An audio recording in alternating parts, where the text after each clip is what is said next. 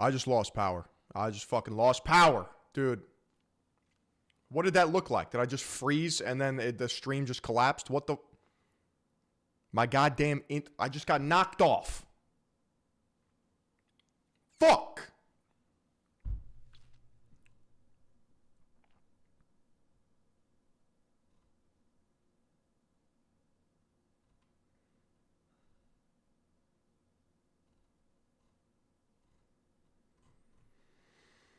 I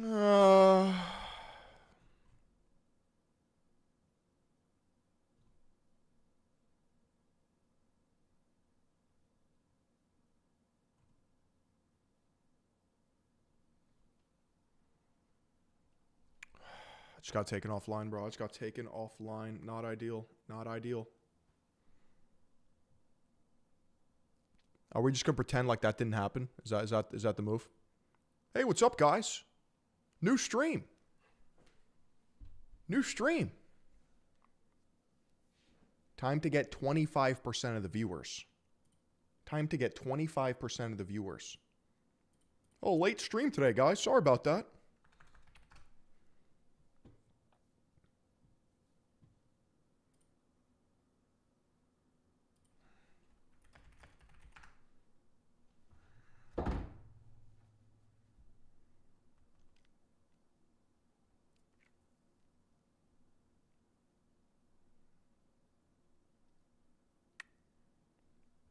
Yo, we back? Are we fucking back? We're so back.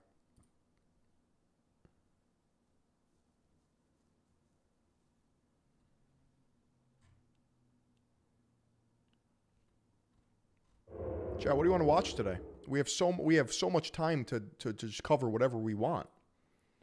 What do you guys want to watch today?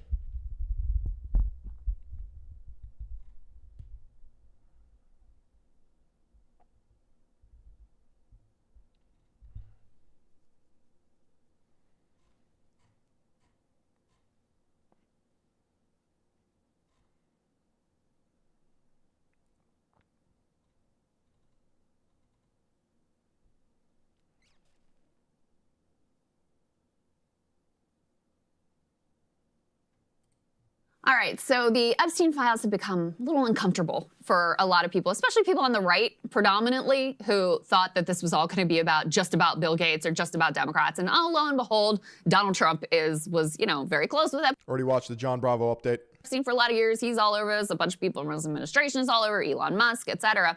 So they've had to spin up a number of coping mechanisms. Dude, a black turtleneck is just hands down one of the best looking items of clothing ever. To deal. It's impossible for you to look bad in a black turtleneck. With the information that is being revealed in the Epstein files. And there have been a variety of strategies we wanted to lay out for you. Erica Kirk was not in Charlie Kirk's will. Is that true? Here, chief among them, first and foremost, we've got Batya Ungar-Sargon, who is always there when needed to defend some Trump insanity. Let's go ahead and take a listen to this. I'm just, okay, I really agree with the president. I think that most Americans just do not care about this.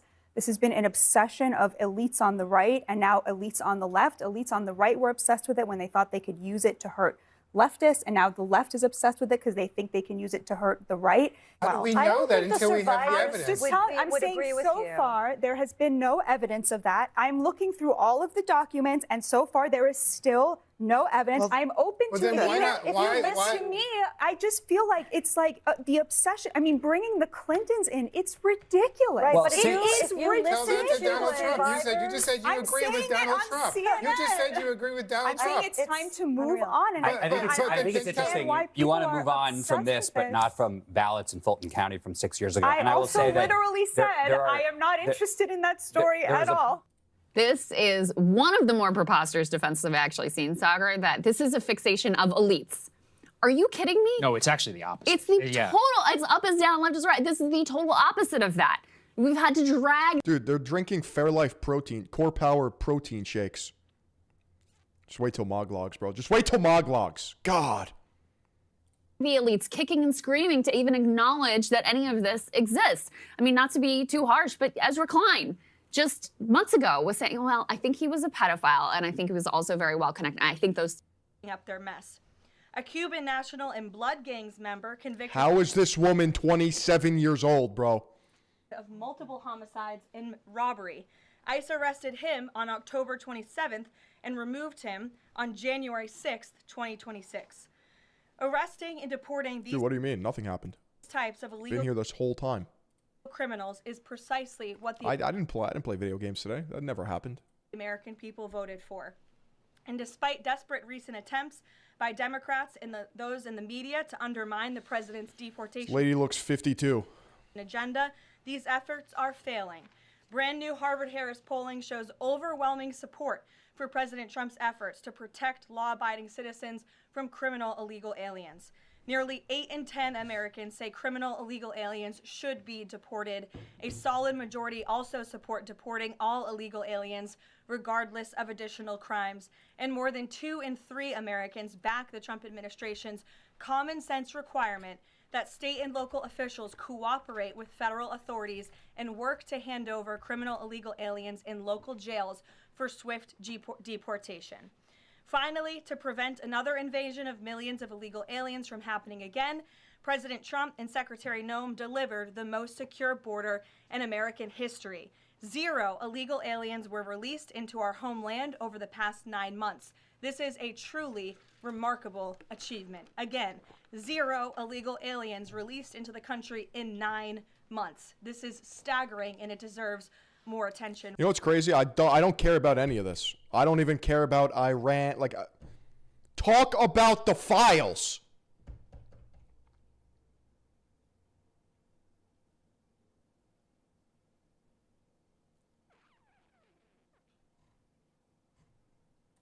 I've never been convinced that the central role of the Epstein young girl, in my view, I'm gonna try to watch this, but it might get flagged because it's a Joe Rogan clip. So we'll see. Sidebar of the Epstein money laundering story is that it was for blackmail. And part of this is because the moment Jeffrey Epstein officially threatens somebody with blackmail, and that person tells his wife, and that wife tells her friends, and that gets out to somebody else that knows Jeffrey Epstein's access goes away overnight. That's the sort of thing that even a rumor of that spreading, and nobody else is going to want to do business with them. So you think people just assume it's blackmail because that is how you would blackmail someone, especially underage girls? I think it is very possible that there could have Joe Rogan's cousin been indirect blackmail, meaning Epstein passes it on to an intelligence service, to a corporate espionage client or something. And Rogan and Diet Rogan. They use that for their own purposes. But even then, I mean, imagine, for example, if, like on the Bill Gates thing, like there was Bill Gates gets an email, I have a video of you sleeping with this person. And, or somebody much lower level. The moment they send that to the press. Dark mail, that's right. If, in order to, they figure they have nothing to lose. I mean, there's not been anybody in the 7 years that's transpired who said, I was personally blackmailed by Jeffrey Epstein. I think, because the moment you do that, nobody comes to your parties anymore. You lose all the access. You lose all the deal flow. You lose all the goodwill that you've generated because this. So true. I mean, that's how I feel. The FBI just needs to stop being gay and release all the files unredacted. Let us do with the information as we will. Rumor. Chat, my sushi's here. I'll be right back. Chat, my sushi's here. I'll be right back. Holy buckets. And then we'll continue this.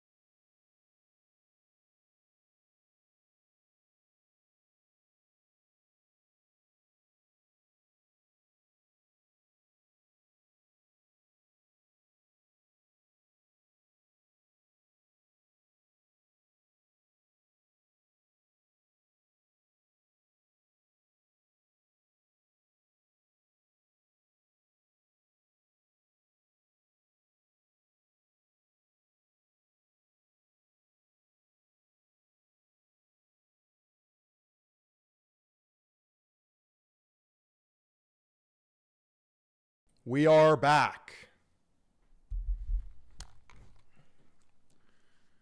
Chopsticks in hand.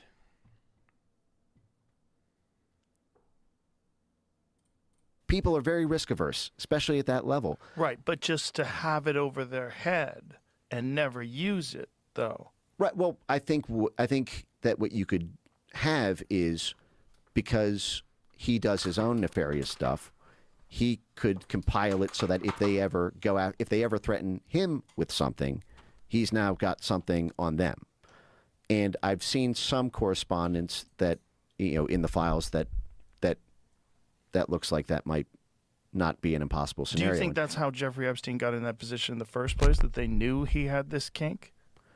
No, not at all. I mean, Adnan Khashoggi had the same thing. Adnan Khashoggi was running Asian Phil has been activated around with dozens of young and apparently underage girls. The whole time, I think that Jeffrey Epstein probably learned, how powerful that can be through that network. Seeing that's what powerful people do. That gives them something that what the fuck? Gets them a lot of local influence and get. Dude, local influence? Are you kidding me, Mike? This has nothing to do with local influence. Jeffrey Epstein was a very powerful guy with influence in our own government. Just take a look at his connections between him and the Clinton family, between him and Donald Trump, and way more powerful people. And then you have a guy who is working for the Mossad, having these private parties with very powerful people, with young girls, and you say this has nothing to do with blackmail? Are you kidding me? This has everything to do with blackmail. We can see the evidence now today. For example, just take a look what's happening with Prince Andrew, for example. All these powerful people now, they're getting thrown under the bus because of these files. So I think this has everything to do with blackmail, bro. Wins them a lot of favor. That's a very specific. How are we even debating this?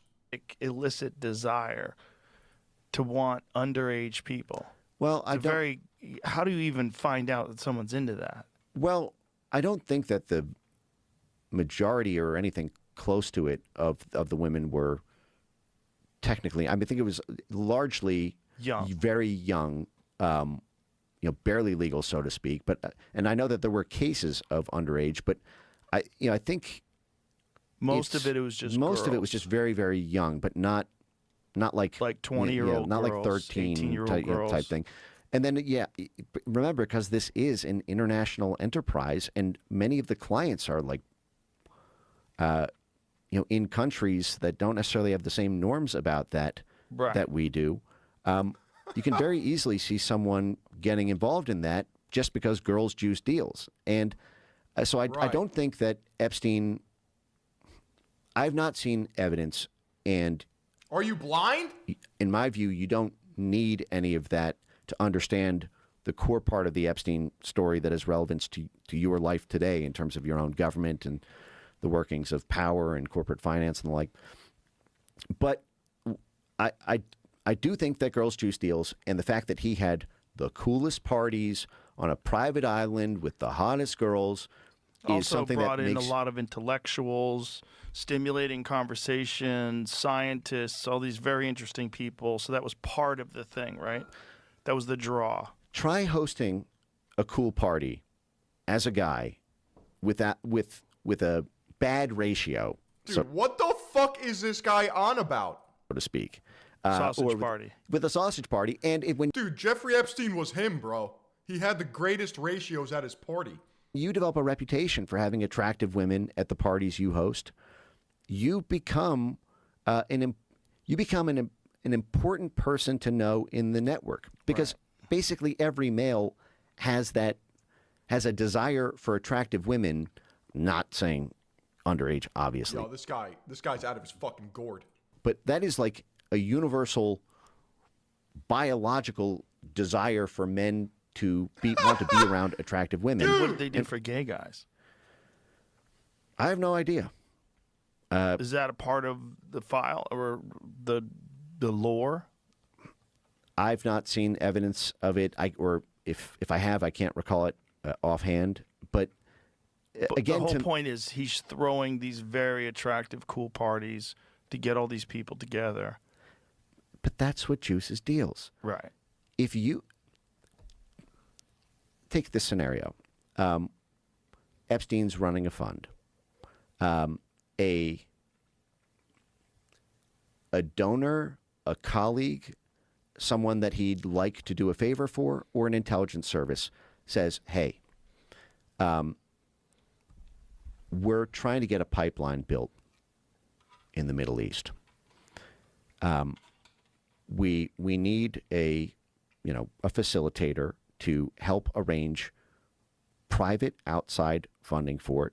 So this thing this is some of the best sushi I've ever had in my fucking life. Holy buckets. Can be constructed, and it doesn't look like it's coming from the U.S. government or just. But the U.S. government will provide some sort of loan guarantee or something on it. But we can't raise enough money to do this. It needs to come from the outside. But it would really help American national security, and there's probably something in it for you if you can get this done. Epstein then goes out and says to, then puts out basically, tries to make contact with people in his network who might be interested in that deal, and then goes and he goes out to 5 people. 2 of them are, in the space locally. The deal terms look good. They want to do it 100%, no hesitation. And then 2 people say, well, listen, it's a good idea in concept, but I don't know, the risk profile on it looks a little high. This normally would not be something that my team would clear. We, it's interesting, but, it's a little rich for my blood in terms of the risk profile. But Jeffrey Epstein asked them to do it. And Jeffrey Epstein, for the past 3 years of their lives has been the best weekend they've ever had, has made them feel alive again in their mid 50s or 60s, has opened all sorts of other deals for them. This guy and on about? This deal might work out. So he made me feel alive I'm again. afraid that if I say no to Jeffrey Epstein on this deal, I'm not going to get an invite to the next party. Come on, Mike, you can't be that naive, right? This has nothing to do with business or with a deal or something. This is all about power and influence. Are you kidding me? If you want to have a deal, you can just do this in your office or something. You don't have to go to a private party on a private island with all these very powerful people and with young girls. Are you kidding me? And for this reason, I actually believe that this has everything to do with blackmail. And Jeffrey Epstein, we barely know anything how he became so rich. This bill, how did he even receive his money? We don't know anything about this, and this is what makes it so shady. This has nothing to do with money. There are probably files somewhere in Tel Aviv. They have a stockpile of files about very powerful people, right there. And I wouldn't even be surprised that this is the reason. Yo, has his name come up in the fucking files? Holy buckets. He's he's glazing the egg right now. That we attacked Iran. Remember that Bibi Netanyahu came to the White House, talked with Donald J. Trump, and shortly after we attacked Iran, and now we're going to Iran again. Kind of suspicious, right? Again, I'm just thinking out loud, but believe me, bro, this has nothing to do with a deal or with business. This is about power and influence. Not going to be able to get laid again with, like, a girl that with women I find attractive, or that, yada yada, and Epstein hooks those up. I'll get in on this deal just because I want to be in the good graces of Jeffrey Epstein, not, because the deal as a standalone thing. It's because it's juiced by the girls, the parties, the lifestyle that Epstein allows you to have access to. But in the public eye, the narrative is underage girls. And this is the thing that makes it so disgusting. When people talk about it, everyone says Jeff kids Epstein, on the great island. guy. This is the big conspiracy about it. And this is the reason why people are so outraged about it. My concern with the runaway train on that is that it's a massive manhunt for something that it may be true. To me, it's a needle in the haystack. It might be true. Good luck looking for it. And when I think about it logically, with the role that Epstein played between BCCI, Iran-Contra, Latin American politics, African politics, Asian politics, major world foundations, you don't. The wasabi just went up my fucking nose. Need. It would seem ludicrous to me that Epstein doesn't mean it's impossible, but logistically, if Epstein ever directly threatened someone proactively, that is, if the person tries to blackmail Epstein, Epstein could, reactively say, "Well, I've got shit on you too," but proactively and really do someone in like that, and word gets around that happens, everything he built goes. The whole Rolodex finds out, and then even if that rumor isn't, even if he didn't, if that rumor existed, people aren't going to want to go to the parties because now that's not like an unfettered good time. That is like, oh, he did this to this guy I know. Right. And yeah, I'm okay. Sorry if I'm not chiming in as much. I'm just fucking frazzled right now. I'm like juggling emails, trying to. I sent the same email like 4 times because I'm looking for a correction, and I need them to acknowledge it, but they keep ignoring it, and it's bothering me. I'm trying to eat, trying to get those calories in, and then this guy's glazing Eggstein over here. My power went out. I mean, holy buckets. How many more fires do I have to put out today? Holy shit. That's not a big deal. Not a big deal. So, in the fact that, these sorts of things, they have a value that way beyond. This is the weirdest take I've ever heard on Epstein yet. Blackmail. They have a value in terms of bringing people in network and keeping clients and customers happy and providing access. And I think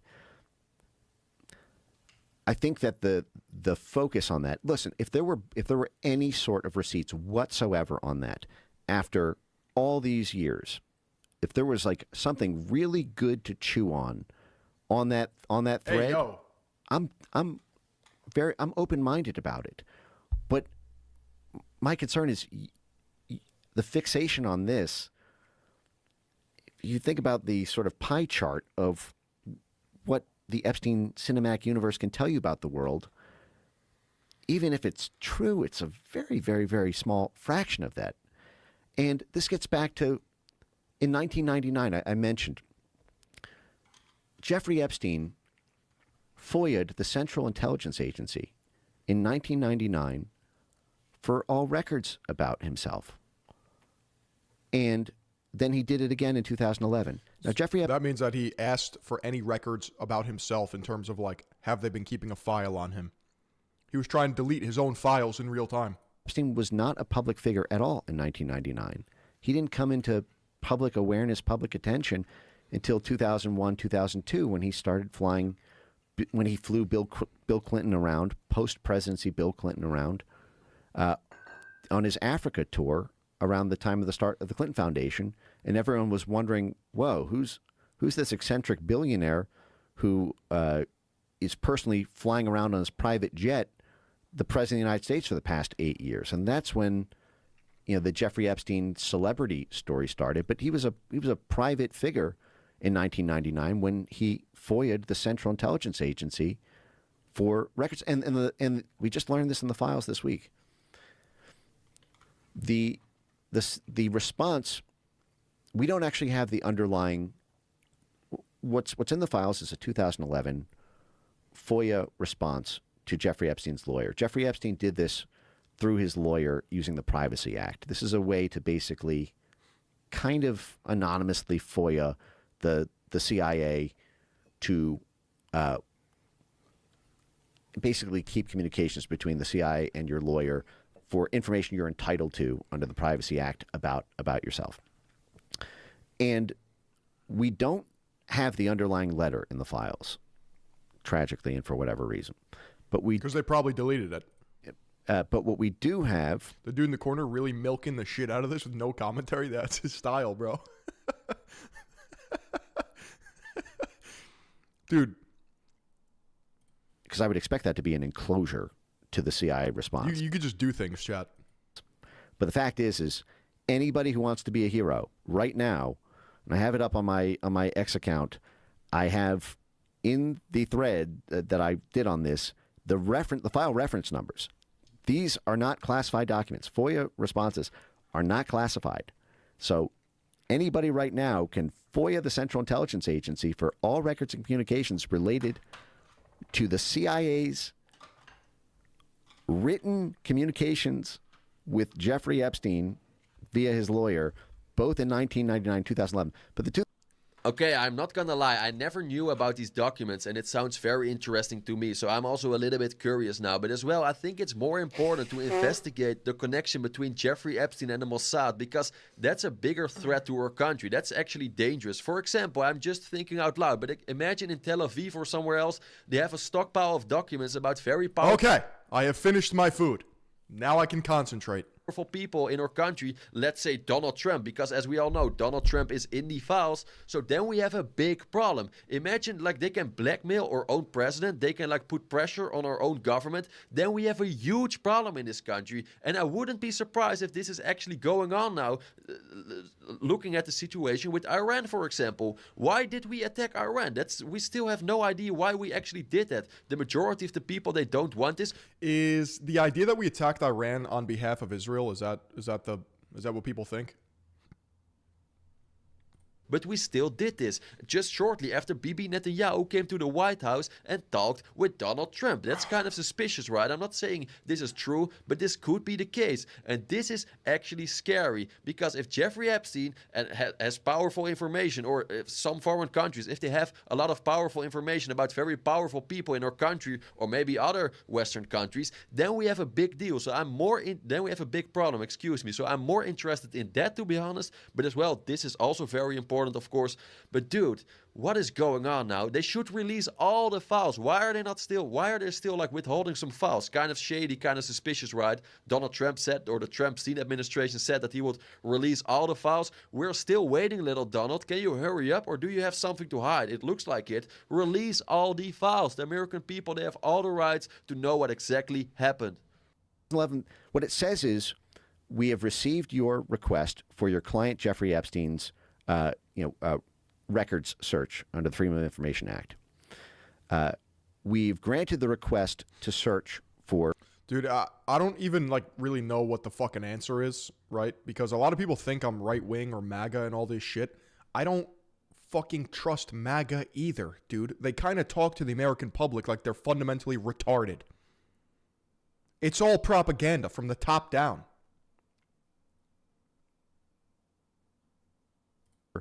All open and acknowledged agency affiliations between Jeffrey Epstein... I don't identify with an ideology. Fuck your labels. So true. ...and the CIA. We have run that search, and the answer is no documents are responsive to the request. And then it says in the next paragraph... Take a political compass quiz right now. I haven't done it on stream, but I think I was the bottom right quadrant, which is like... what the fuck is it?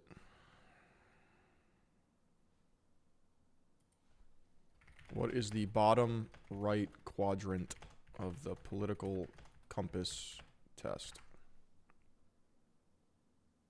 Libertarian right.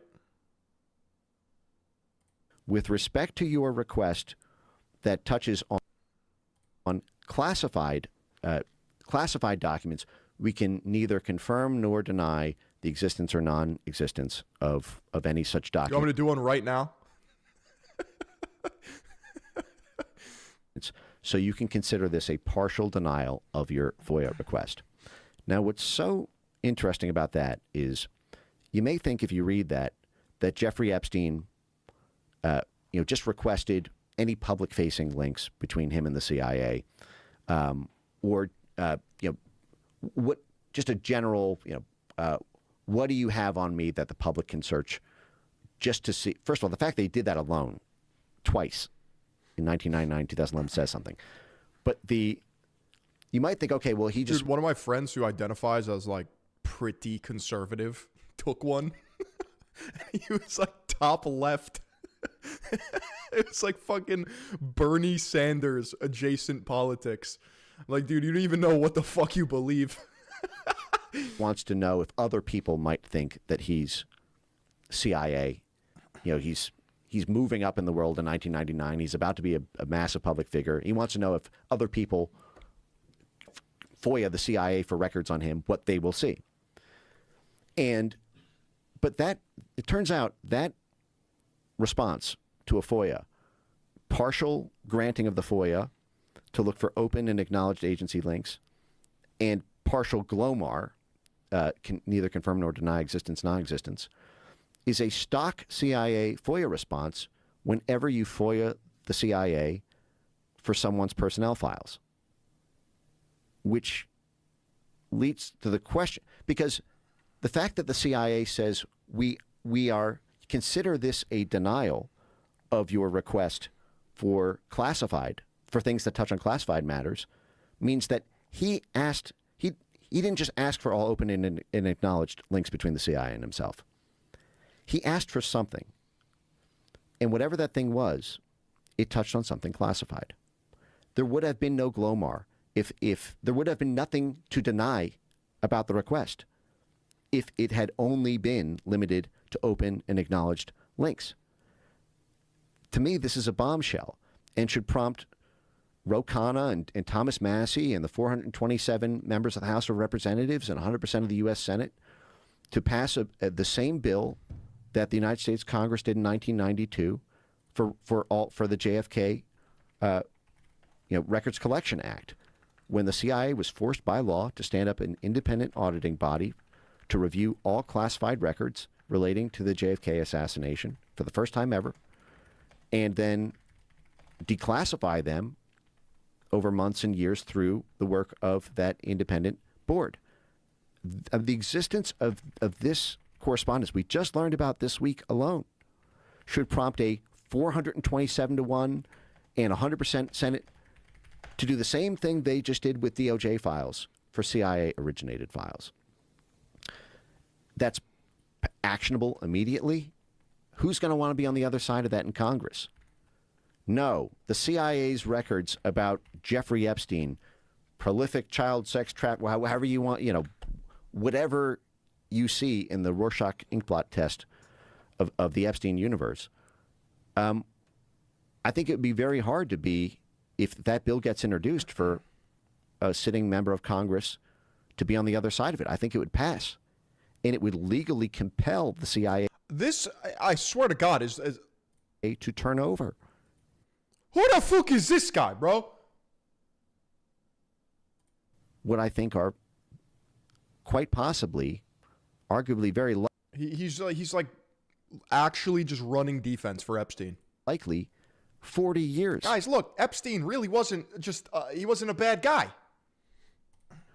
Of CIA documents referencing Epstein. The CIA would not be doing it. Wouldn't hurt to check out the left-right spectrum, Worse Than Useless by Political Perennialism, for those of your viewers who are not transcending the left-right delusion. Its job if it didn't have records about Jeffrey Epstein. Jeffrey Epstein was a counterintelligence threat with all the foreign countries that he was dealing with, if he had been a double agent sort of thing. The CIA would... Dude, I don't doubt that Epstein was an arms dealer either. I think it's definitely it's entirely possible. Not be doing its job if it was not keeping... But that's just one part of the fucking operation.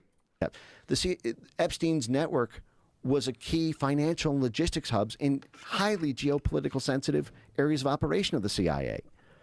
The economics division of the CIA, let alone, the operations division, is going to have to, keep analysts informed about money flows in those countries. And when you add in the fact that Joe Rogan has not responded once at all. He represented Anand Khashoggi's money, who was the CIA. Joe Rogan is just listening right now. Guy's main point person for 10 years. The literal central linchpin in his money is being handled. There's no way. And you would now have a legal mechanism to enforce CIA declassification. I stopped watching Rogan after he didn't ask The Rock about steroid use. Yeah, that's probably a good point. If Congress... there was definitely like a don't ask me type thing going on there. Forces it. Now, the other part of it is, okay, why hasn't the CIA turned this over before? You could argue it's a Rolando Masfer case. It would embarrass the agency. It would mean in Congress. Their funding is going to get decimated because they're toxic. You can argue it's foreign governments that don't want the. I don't even know what bro's talking about anymore. Part of it is the CIA is not allowed to do this unless the Congress forces them. These are classified documents. I mean, it could, charitably volunteer to ODNI by conducting, an internal task force that voluntarily. The world is run by yappers. I told you this. Ask Tulsi Gabbard to declassify these. I wouldn't hold your breath on that. But this is immediately actionable, and it would solve the mystery. Yeah, they should release the files, but they are not doing this. And do you know why? Probably because we all know why. Asking this question gives you already your answer, right? The same goes for the Epstein files. Why do you think they're trying to withhold these files? I want to see the actual podcast. Joe Rogan, Mike Benz. Let's see here. What are people saying in this here comment section? Underage people, Joe Rogan 2026. You have 2 daughters, bro? What the fuck am I listening to?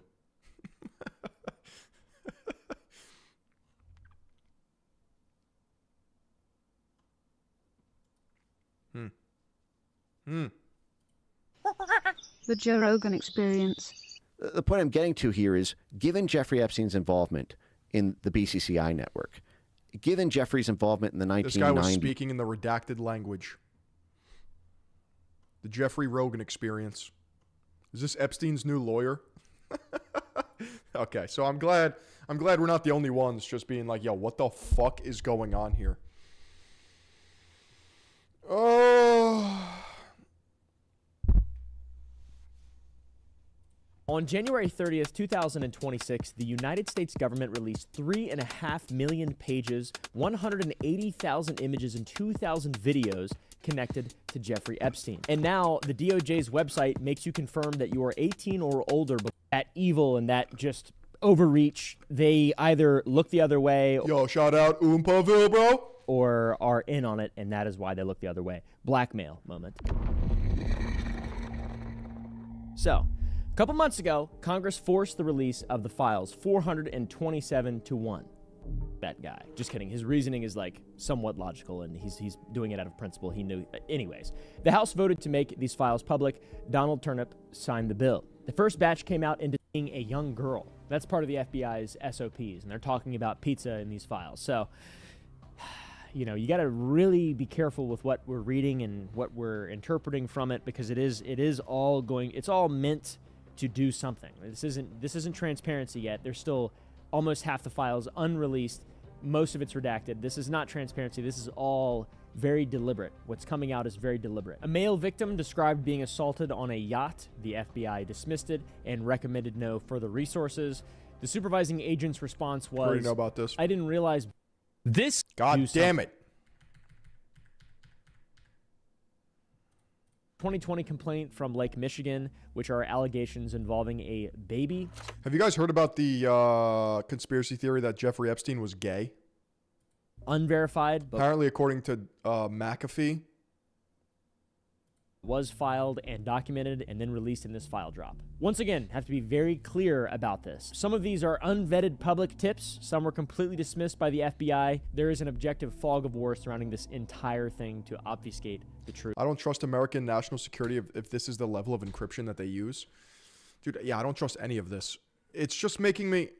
Gates was interested in Epstein for... I need to, literally swallow Whitney Webb's books right now. I need to swallow Whitney Webb's books. I have them upstairs. Philanthropy, and it's not the reason he's giving. I think it's because Epstein was a pioneer in this new method of philanthropy, which is basically impact investing. Jeffrey Epstein was as much a real estate, and so in a lot of early articles that mention Epstein in the 90s and the early 2000s, they don't call him billionaire or financial advisor or any of these other terms that are used later. They call him property developer. So he has a lot of involvement in real estate, and he's actually in the late 80s sharing offices with a real estate family with alleged ties to organized crime called the Goulettas, and really focusing on a lot of these markets. And he's doing that also with Leslie Wexner, who's also very involved in Manhattan real estate and all sorts of characters, and who's another big player in New York real estate. Well, that would be Donald Trump. John, I think I got my point across. I got an okay. And so it's been alleged in the 80s, Tom. Is it true Peter Attia left David Protein because of this? Yes, that's correct. Barrick. It's also true that your boy is going to become a billionaire off his fucking meat stick empire. Holy buckets. Long, even now, is, relatively closely associated with Trump and was with his presidential campaign and subsequent presidency to varying degrees.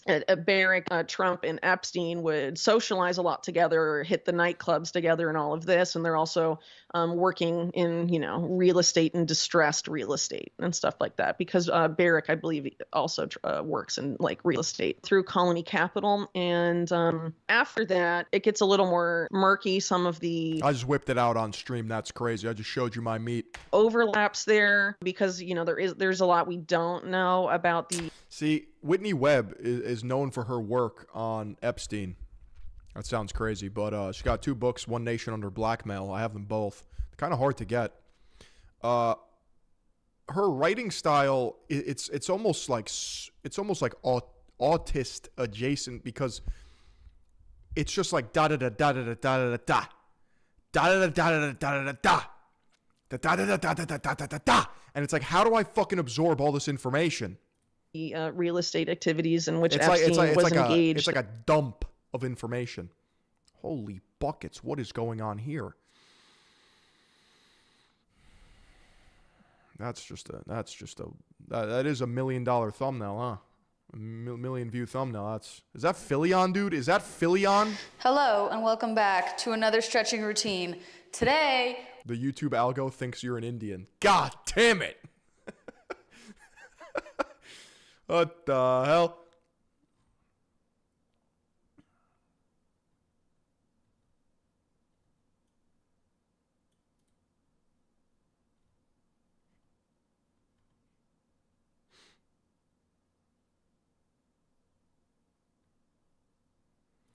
So basically, Trump as a business icon would not have existed beyond early 1990s if it wasn't for the Rothschild. Let's buy Bitcoin. What's the price looking like?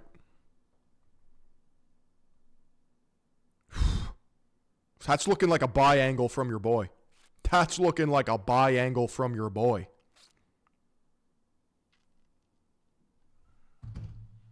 Banking interests who have a lot of affiliations to people in sort of the Epstein network and specifically Epstein's. Have I talked about Charlie Kirk's will yet? No. Financial. I don't even know anything about that. Crimes, which include a lot of currency speculation. And for anyone that's familiar, the Rothschild family has a very long and storied history with Zionism and the establishment of the State of Israel and being a major patron of that. So, they've definitely had a lot of influence, I would think, over Trump now since he owes them a lot. Let's talk about Trump and Epstein. Sure. Trump, his mentor, is a big focus of my book. Roy Cohn was a mob lawyer and had ties. Mentor is a big focus of my book. Roy Cohn was a mob music junkie with the resub. Thank you, bro. Lawyer and had ties to this network that I just mentioned, pretty direct ties that I talk about in my book. And Roy Cohn was also involved in sex blackmail stuff, that a ring that allegedly blackmailed J. Edgar Hoover, among others, and prevented him from going after organized crime in the United States. And Roy Cohn was also Donald Trump's lawyer while also representing... I didn't know this. Some of these mob bosses and other things. But aside from that, Trump in the late 80s got involved with this company called Resorts International. He became the controlling shareholder of it, I think in 1987. And that was a pretty notorious CIA mob front company that was involved in all this really shady stuff in the Caribbean involving Mayor Lansky specifically. Trump took a controlling stake in it for the purpose of expanding his hotel and casino holdings, specifically in Atlantic City. During this period of time, he's hanging out on Robert Maxwell's yacht, for example, photographed with people like Steve Ross of Time Warner fame, who was linked to organized crime. Maxwell. Is that true? Former Senator John Tower, who was an accessory with Robert Maxwell of the Promise software scandal, which again was U.S.-Israeli collaboration in committing crime, basically. He, allegedly became close to Ghislaine in this period and also to Epstein, reportedly frequently partying with Epstein and Tom Barrick of Colony Capital, who's in the administration now, I believe, as ambassador to Turkey or something like that. And, they were, international. Dude, I'm getting fucking information dumped right now. It's insane. playboys together, and Epstein in this period also, Trump in this period had also become close reportedly to John Casablancas of Elite Model Management, who is known for his preference of quote unquote child women, and his modeling agencies have a lot of scandalous accusations. Child women? About trafficking and other things to figures like Adnan Khashoggi in the 80s, who was one of Epstein's clients in the 80s as well. So a lot of you guys know, like child women. These guys are swimming in kind of disturbing waters of dubious legality. Oh, he looks like Barron there. These guys are swimming in kind of disturbing. Trump looks like Barron here. I guess Barron looks like Trump here. He's height-mogging them. Waters of dubious legality, to put it lightly. And then in the early 90s, Trump's Atlantic City holdings and other things drag down his business empire, and he declares bankruptcy. And in order to be bailed out, he's bailed out by Wilbur Ross, who he later rewards for that when he's president the first time, making him Commerce Secretary. But at the time, Wilbur Ross was representing the Ross. Dude, I feel like I need to fucking take Adderall or something to focus on this. Holy shit. Rothschild but this is how the book reads. Interests, and the Rothschild banking interest, specifically this Wall Street M&A arm that they opened up in the 80s, was responsible for bringing Robert Maxwell to New York.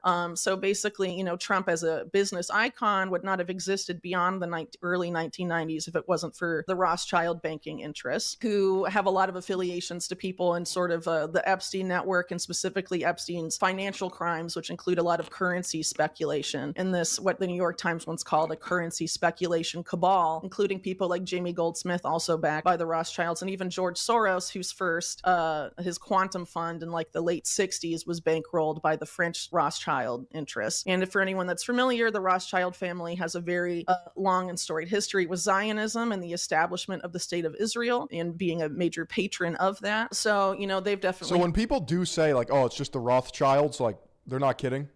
It's literally like you could just trace the evil to like a couple families. I feel like that's pretty reductionist.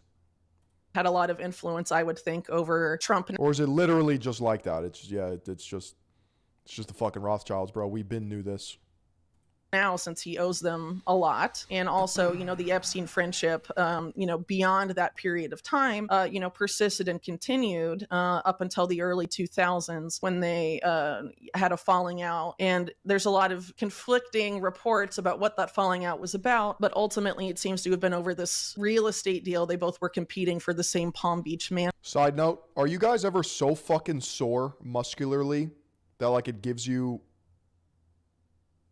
I don't want to say anxiety, but it just, I don't know, it makes you feel off. I'm like past the point of sore where it's like, oh wow, that was good. I'm like, I'm problematically sore. This is an issue.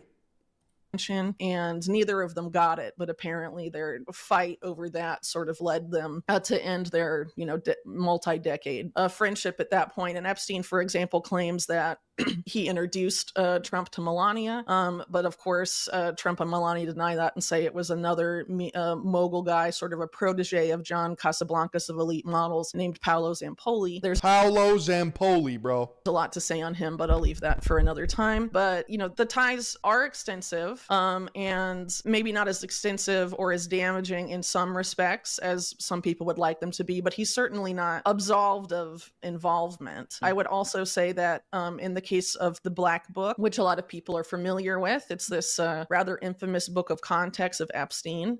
It was originally produced by Epstein's former butler or house manager in Palm Beach named Alfredo Rodriguez, and Rodriguez was shopping it around to people suing Epstein in civil suits, and he basically circled a series of names that he said were essential to solving the crimes that Epstein was up to, and that these were, represented essentially accomplices of that crime. And so Donald Trump's name is one of the circled names, along with Ghislaine Maxwell, Jean-Luc Brunel, Leslie Wexner, and some of the names that are probably more familiar to people that have more superficially looked into this case. Also, a very close friend of Trump's is circled. His name is Flavio Briatore. He's an Italian guy, a businessman. I wrote about him recently. I need a morally driven nerd girlfriend.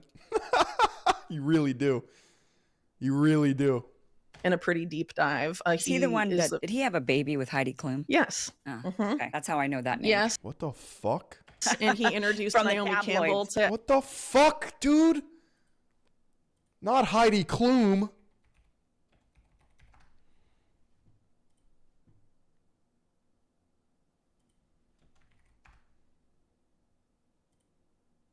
Epstein, and of course, Prince Andrew and Ghislaine Maxwell were fixtures for several years at Heidi Klum's Halloween party. There's pictures. I was about to bring that up because she does insane Halloween costumes. All over the internet of that. And also, Heidi Klum and Campbell, among others, were prominent Victoria's Secret models in their annually televised fashion shows, which reportedly Epstein had, a role in organizing. And there's pictures of him being in the front row with Wexner and plenty of, documented. Dude, I'm going to throw up my sushi, bro. Evidence of him claiming elite bowel knowledge is fucking hilarious. To be a model scout or one of the top people in modeling for Victoria's Secret and using that as a lure to, entrap women, among other things. I mean, it just seems at this point that there's no denying that they must have something on Trump. I mean, how is this? Well, at this point, the waters have been so muddied that there's always going to be a segment of his base that doesn't believe anything, no matter what comes out. He'll just say it's a hoax or say that, it was planted in there by James Comey or whatever. I mean, it's hard to really, the narrative management is in full swing, but I think you can look at the available evidence, like the things that I just laid out, and I'm sure I've forgotten something. I mean, it is kind of a long timeline and a lot of details to keep in one's head. And, Right. I have a 2-month-old at home, so I'm not at 100% right now, I guess. Well, and just also his behavior it's right enough now. to question. Yeah, well, and very clearly, they, the people behind Epstein and the people behind Trump, there is a considerable bit of overlap, as I laid out earlier, because Epstein, at the end of the day, Communist Phil is back. So true. I'm literally a bleeding heart liberal now. wasn't the mastermind of whatever scheme he was running. He was working for other people. Most obviously Leslie Wexner, but arguably a lot of these other billionaires, most of which Right. have ties to Israel, but a lot of them also have ties to this transnational Jewish fraternal organization that sort of, models itself after Freemasonry. What is this called? The fucking mega group? Called B'nai B'rith. Roy Never mind. Cohn was a significant part of. Bro, what? After fucking Whitney Webb, bro. B'nai B'rith.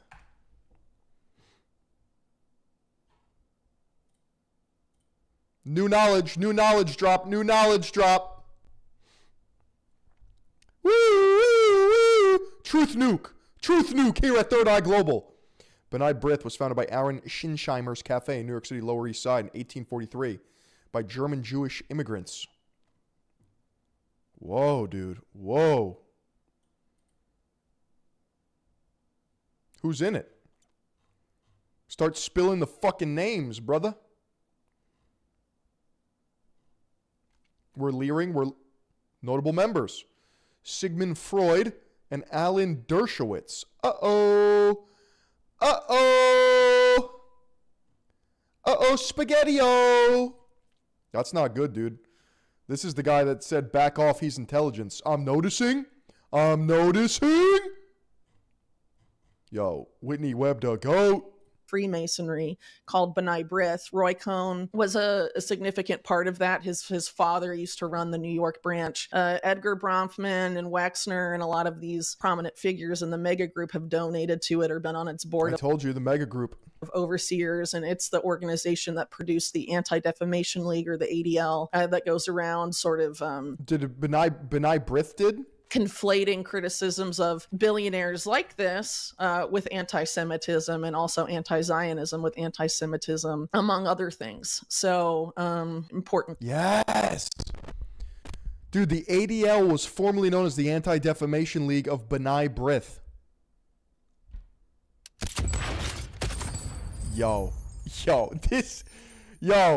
I'm bordering on levels of way too much noticing. This is too much noticing, bro. I got it. Big Papa Chester with the 2. He says, what the fuck? It's literally everybody. I'm schizoing. To point that out, I guess, because, basically, if I'm talking about and criticizing Leslie Wexner, who was, accused by the Columbus Police Department of having ties to organized crime, and I go and I report that they said that, I mean, that's not anti-Semitic. This guy's physiognomy just... I just want to point out that this guy was a criminal. And to conflate as Leslie Wexner with all Jews is absolutely insane. There's plenty of Jews that are very against the Epstein network. I think that's quite clear. But it is organized Jewry at the top, at least in this case. Also, there's chill with the anti-Semitic remarks. Jews being arrested for protesting about what Israel's doing in Gaza. Yeah. So, it's frankly pretty dishonest. But if you want to keep the heat off of the real people that were managing this, one way you would do that would be to attempt to criminalize, scrutiny of these very prominent billionaires who Her glasses are too small. Yeah, she needs bigger glasses.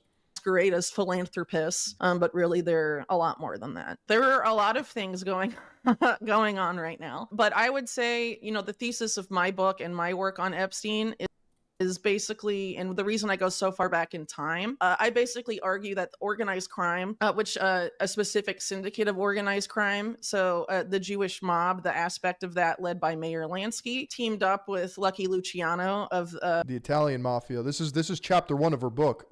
The Italian mafia in New York, and later he's deported, and Mayor Lansky, bro. The Sicilian mafia in Italy. They teamed up with U.S. intelligence. You know what they would do? You know what they would fucking do, bro?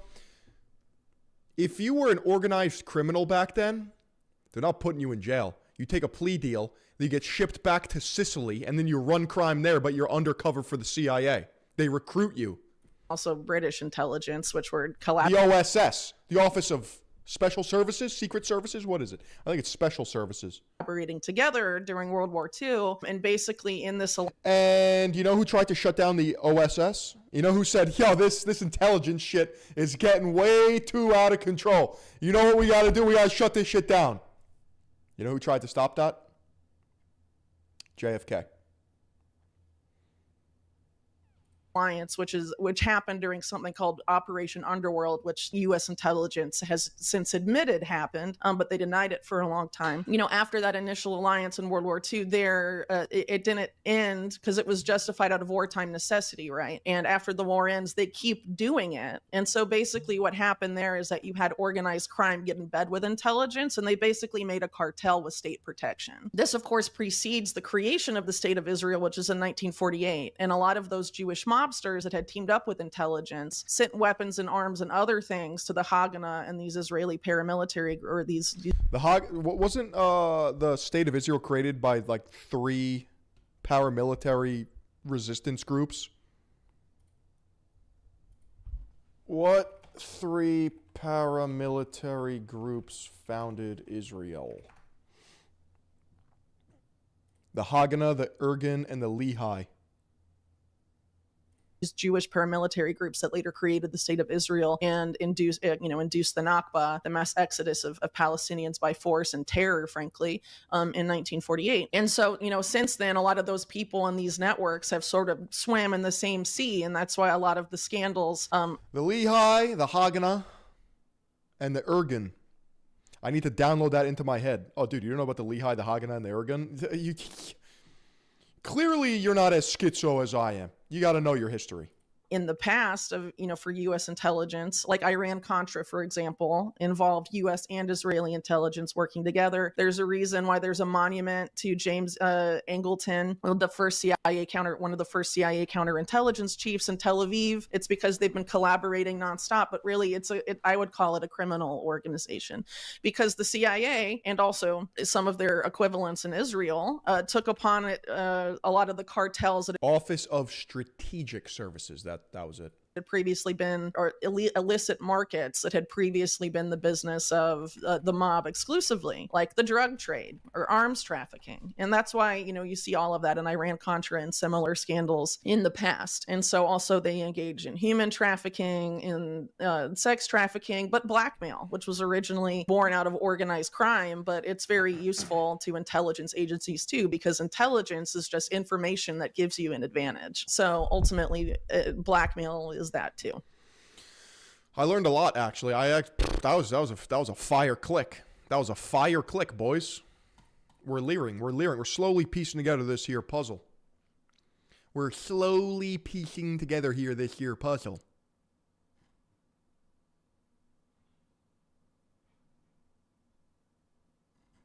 I hope they don't notice me noticing. Putting me in Operation Pogo.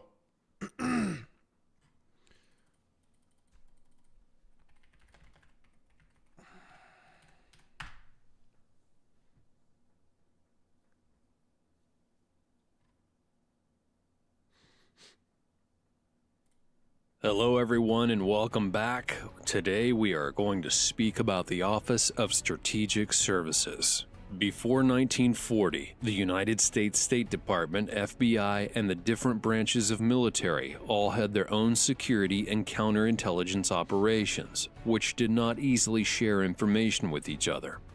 With another war raging in Europe, however, President Franklin D. Roosevelt wanted greater coordination when it came to gathering and acting on intelligence.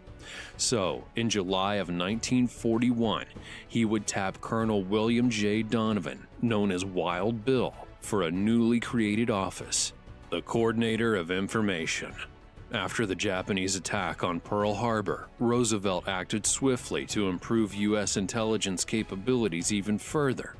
In June of 1942, he issued an executive order establishing the OSS, which replaced the COI and would be charged with collecting and analyzing strategic intelligence along with running special operations outside of the other branches of the U.S. military under the control of the Joint Chiefs of Staff.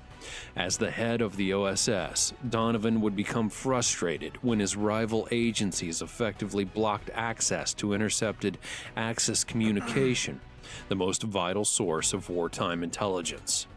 But despite such obstacles, Donovan quickly built up the ranks of his organization, training new recruits in national parks in Maryland and Virginia, and establishing full-fledged operations in Europe, Asia, and elsewhere. In addition to gathering intelligence, fostering resistance, and spreading disinformation behind enemy lines, OSS operatives carried out soldier rescues, guerrilla... It was the proto-CIA. I just want to know how it relates to Israel, the U.S., and MI6.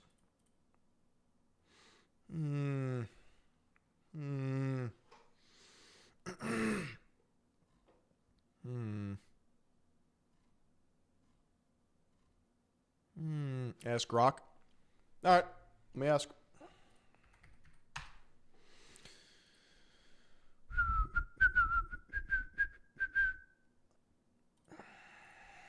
What is the relationship between the OSS, Mossad, CIA, and its overlapping MI6?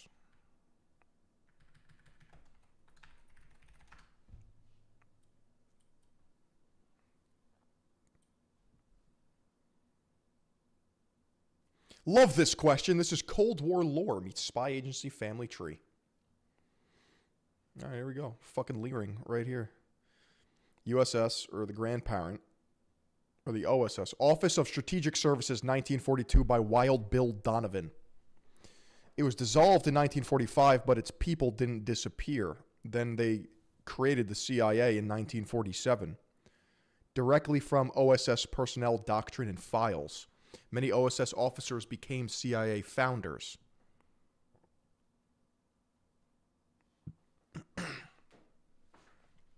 MI6 is the older cousin in 1909. MI6 trained early OSS officers. I didn't know that. The OSS learned from MI6. CIA and MI6 became permanent partners. Mossad, the post-war offshoot. Formed in 1940, right after, dude, this all happened in like a couple years. Early Mossad leaders had World War II resistance backgrounds. European intelligence contacts, strong early cooperation with the CIA. While Mossad wasn't created by OSS, the post-World War II intelligence ecosystem, dominated by OSS veterans and MI6 influence, shaped how Mossad developed.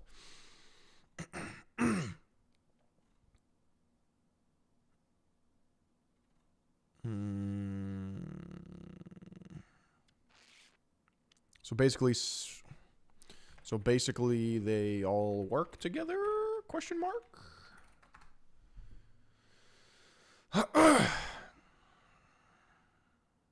Shared enemies, geographic advantages, different legal lanes, historical trust pipelines. Mm-hmm.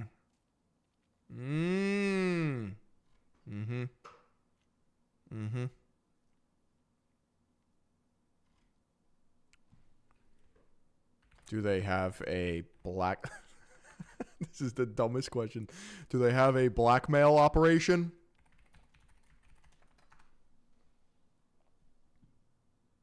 Yeah, there's no evidence of that. Holy shit. Yeah, suck me. Yeah, suck me. How about that? Chad, I gotta rip a fucking piss aisle. Let me rip this here piss aisle. Let me get right. Let me go get a beverage. Give me 2 minutes.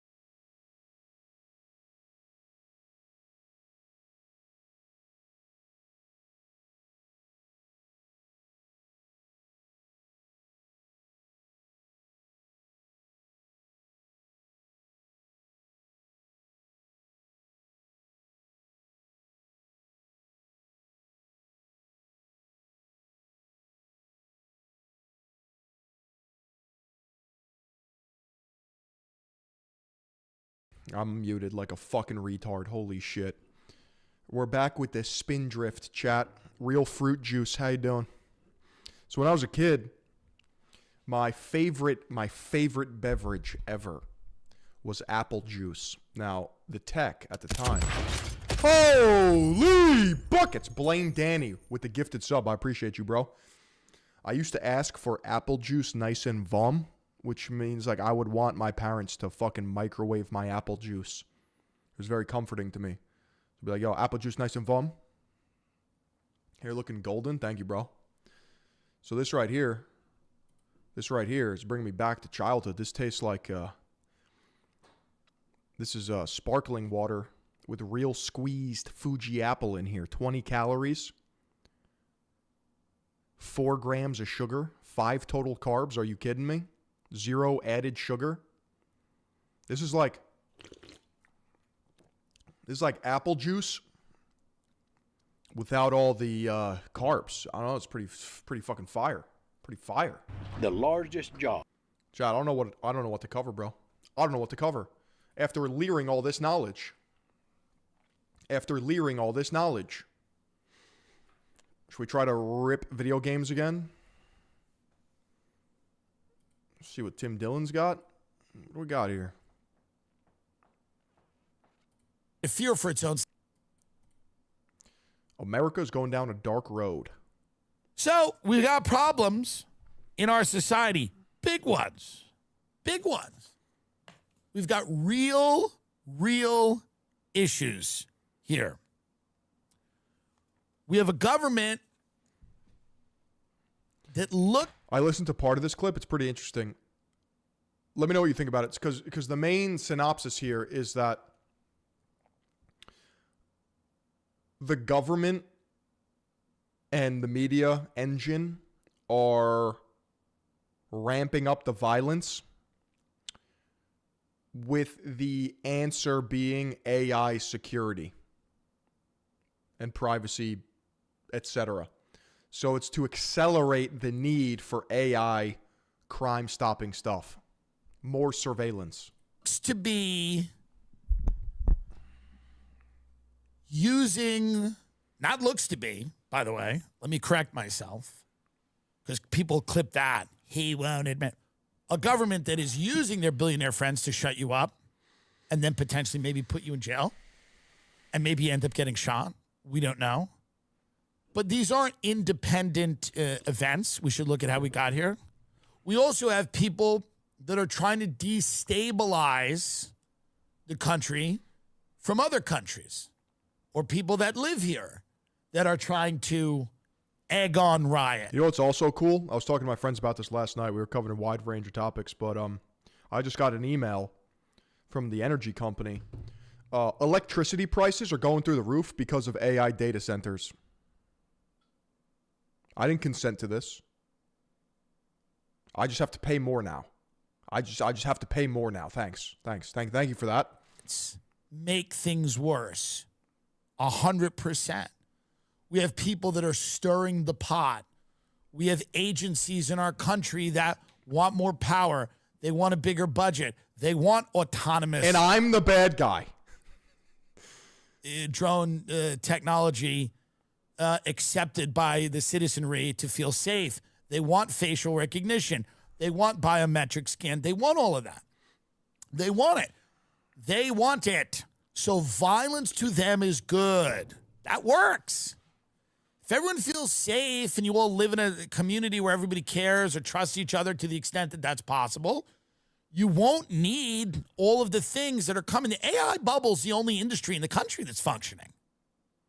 And it's not functioning. It's largely fake. But it's one of the only things. It's got to deliver.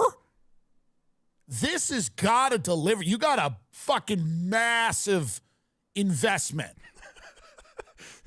Our economy's hinging on this. The stock market's hinging on that. It has to deliver. Well, I would think a great way to usher in AI would be a lot of violence all over the place. That would be my guess. It's pretty smart. And in fact, if you didn't have that, well then, I don't know, maybe you wouldn't consent to all these new things that are going to start popping up in the next few years. All these companies are going to have to start selling all this technology to the states, to the local jurisdictions, to private companies, to private individuals, to other countries. Well, if you have random outbreaks of violence, if you have high incidences of crime, if you have protests that are turning violent and spiraling out of control, if you have the federal government in conflict with the states, which is causing chaos on the streets, private individuals, private corporations, federal, state, local governments. This bubble popping is going to make '08 look like a misplaced $20 bill. Chat, are we cooked? Chat, are we fucking cooked, bro? All of these... Chat, are we cooked? Consumers are going to accept this technology, buy this technology. So what's happening right now is the wet dream of the national security state, of Palantir, of all of these different companies. They're not the only company, by the way. There's lots of different companies. And this is their wet dream because this will lead to surveillance. It will lead to AI government. It will lead to decisions being made by AI. Those ICE agents are untrained buffoons and killed a person. But you know who's not going to do that? The robot. The robot's going to know. Literally all the money is in AI. No one is escaping. The robot's not going to fear for its own safety. My net worth is 100% tech and crypto. I'm cooked. Robot's going to be programmed to de-escalate things. Watch. It's coming. If you don't think those conversations are happening, you're insane. And if you have a buffoon group, a ragtag group of people you recruited 25 minutes ago that are ripping kids out of their houses and then shooting protesters in the street, it's a pretty good argument. In fact, maybe the best argument I've ever heard for something that 5 or 10 years ago we all would have completely rejected, which is a robotic or drone-based police. Okay? The clankers are coming. Yo, the reason why I play Arc Raider so much is because that's what's coming. That's what's coming. Thanks, chat. Thanks for dipping out on stream when I play games. Meanwhile, I'm trying to prep you for the fucking incoming singularity. Argument I've ever heard for that. If you were to make arguments, you'd say, well, this is what happens when people do it. I'm trying to show you the weak points. I'm trying to show you survival 101. Why don't we go somewhere else? Why don't we go somewhere else with this? Why don't we think about automation? These decisions will be made. Look at Waymo's. 5 or 10 years. I don't want to. I'm a driverless car. What? I don't want to sit in that. People have accepted them. They're using them. And if I was going to make an argument to get rid of people and replace them, this would be a great argument. I would show this at my investor meeting. I would show it. If I was an investor in one of these AI companies, I would say, I want everyone to watch something, and it's going to be a little disturbing. But I think it's important because I think we've got a real chance here. I would play the shooting of Renee Good, and then I would play the second shooting in Minneapolis. It's the last name. What's his name, Alex? What? Preddy. I would play those two shootings, and then I would look at my board. I would say, this is the argument to automate policing. This is the argument to introduce mass surveillance, drone technology, biometric, facial recognition, whatever it is. We want to avoid this. We want to take human error out of this. And that's what I would say. And people would be nodding and sipping their coffee and going, yeah, this makes a lot of sense. Because they're basically saying to all these people, they're getting them in rooms. They're getting them in rooms and they're saying this to them. They're saying when this all falls apart, and it will, that's what they're saying to them. They're going, when this all falls apart, and it will, you're going to want to live far away from this, and you're going to want to be protected, not by a bunch of buffoons. You're going to want to be protected by the types of things that we're working on. That's what they're telling these people. They go, yes, some of you are going to, flee to Switzerland or whatever, and they'll close the borders, and, they'll and all the bullshit you guys talked about open borders and diversity and all the shit you tweeted, you'll flee and you'll live behind gates, you know? But some of you, you're going to stay in America. You'll stay in America. And when that happens, you're going to want these guys protecting you? You want these people? Do you want these people or do you want what we have? Because I'm going to tell you right now, you're going to want what we have. So this entire economic bet that we've all made on AI is... Dude, there's nothing besides AI. Like, that is what the economy is just, like, horny for. Going to be, in my mind, and the minds of other people, it's not only me, it's not, not the one person who said this, but you can look at all of these different incidents and say to yourself, these will be used, and it'll happen. And when it happens, and it may already be happening, but when it starts happening out there, when they bring the police robot on the Today Show, they're going to use the example of Minnesota. They're going to use these examples, and they're going to say, what we want to avoid is human error. We want to avoid, and then... Short them, it's a bubble. Dude. They're going to just start remaking society. Yeah, AI, that's all going away. And the few rights you have left are completely gone. They'll be completely gone. They'll be completely gone. They're already evaporating. In Trump's Florida, right-wing Florida, freedom! Freedom! What'd you say about the mayor? What'd you say about the mayor in his film? I'm here with a badge and a gun. Freedom! Hey, what'd you say? Trump's Florida, by the way. So the left and the right can keep fighting. That actually happened, by the way. On X and Threads, keep screaming about whatever they're screaming about. But there's a very, very dark reality that's starting to become very obvious if you're smart enough to zoom out. There's a very, very dark reality. And it's going to be across the board. It's going to be across the argument to remove people from many, many things is starting to happen. The attacks on artists, entertainers, the idea that they should live up to some standard that was created by 10 psychopaths on Reddit or whatever. Wherever this emanates from, these campaigns against these people. The idea that people are going to be obsolete and that you're not going to need them, that you'll actually be happier with something that was generated by Sam Altman.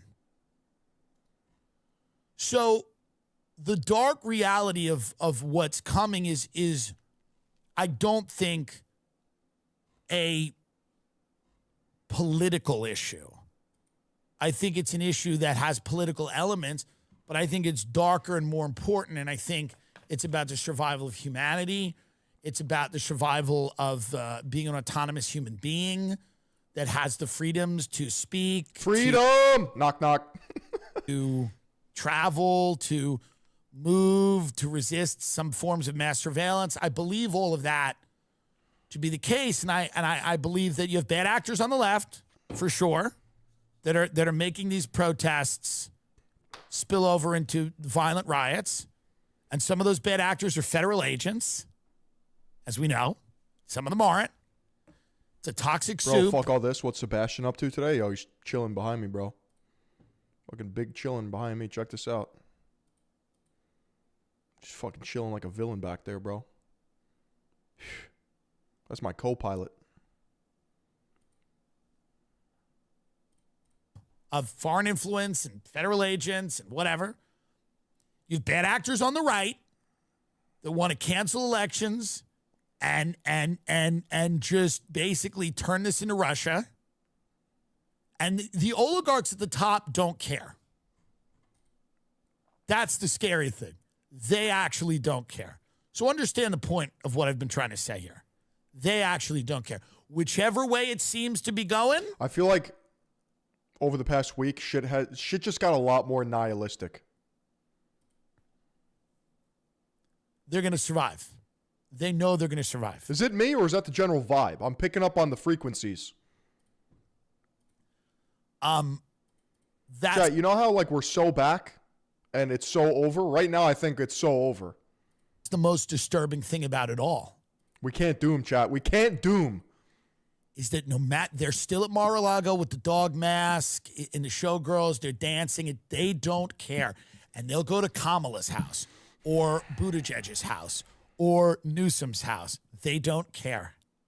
Tim Cook will go to Melania's documentary, and then if Kamala and I don't know if it's because I've been consuming too much of this shit, but like even in the book I'm reading, Red Rising, right? It's about a slave revolt on Mars. The Reds, aka Red Rising, the main character, is a peasant. He's just a fucking miner. He's a driller on Mars. And then the people at the top are these oligarchs, and they're separated by color. And I haven't gotten that far in the book yet, but even, like, it's just disgusting. These oligarchs, these fucking oligarchs. It's not good. It's not good. Harris gets elected and writes a book, he'll be there too. It doesn't matter. The oligarchs actually don't care who runs this show. Whether it's a autocracy or a fake democracy or a bloated oligarchy. I don't have an underground mansion bunker to go to right now. Whether it looks, feels, smells, and tastes the way it has, or whether it kind of makes a sharp turn into something else. It doesn't really matter to them. What really matters to them is that they have enough money and political clout to survive. And the ones that don't will flee. So we're in another thing now. You can fight on threads. You can argue on threads. Fight on X. Do anything you want. But we're in another thing now. Yeah, I agree. And that's the problem. That's the problem.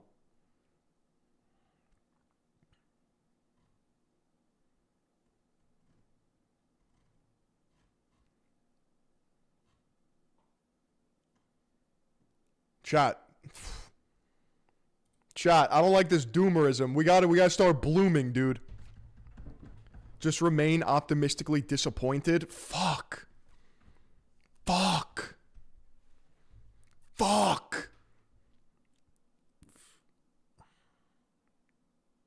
Chat, where do we go from here, bro?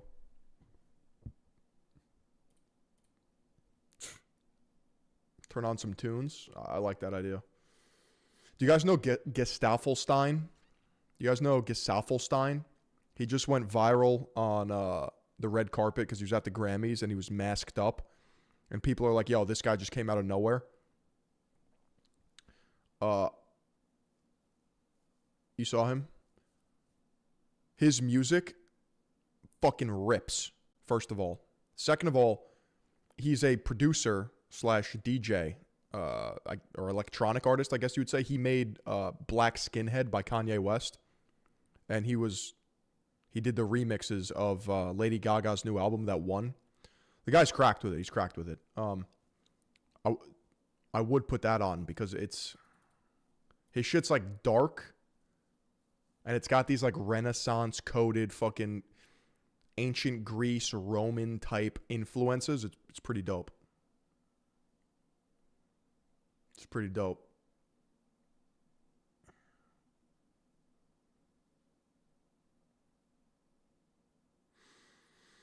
He made The Weeknd's best album. Yeah, he's out of control.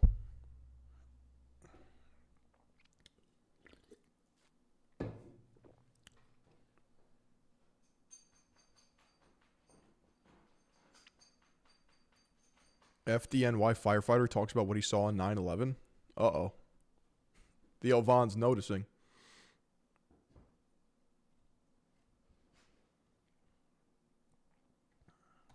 UFO, phonetically spelled. I really like how that's spelled right there.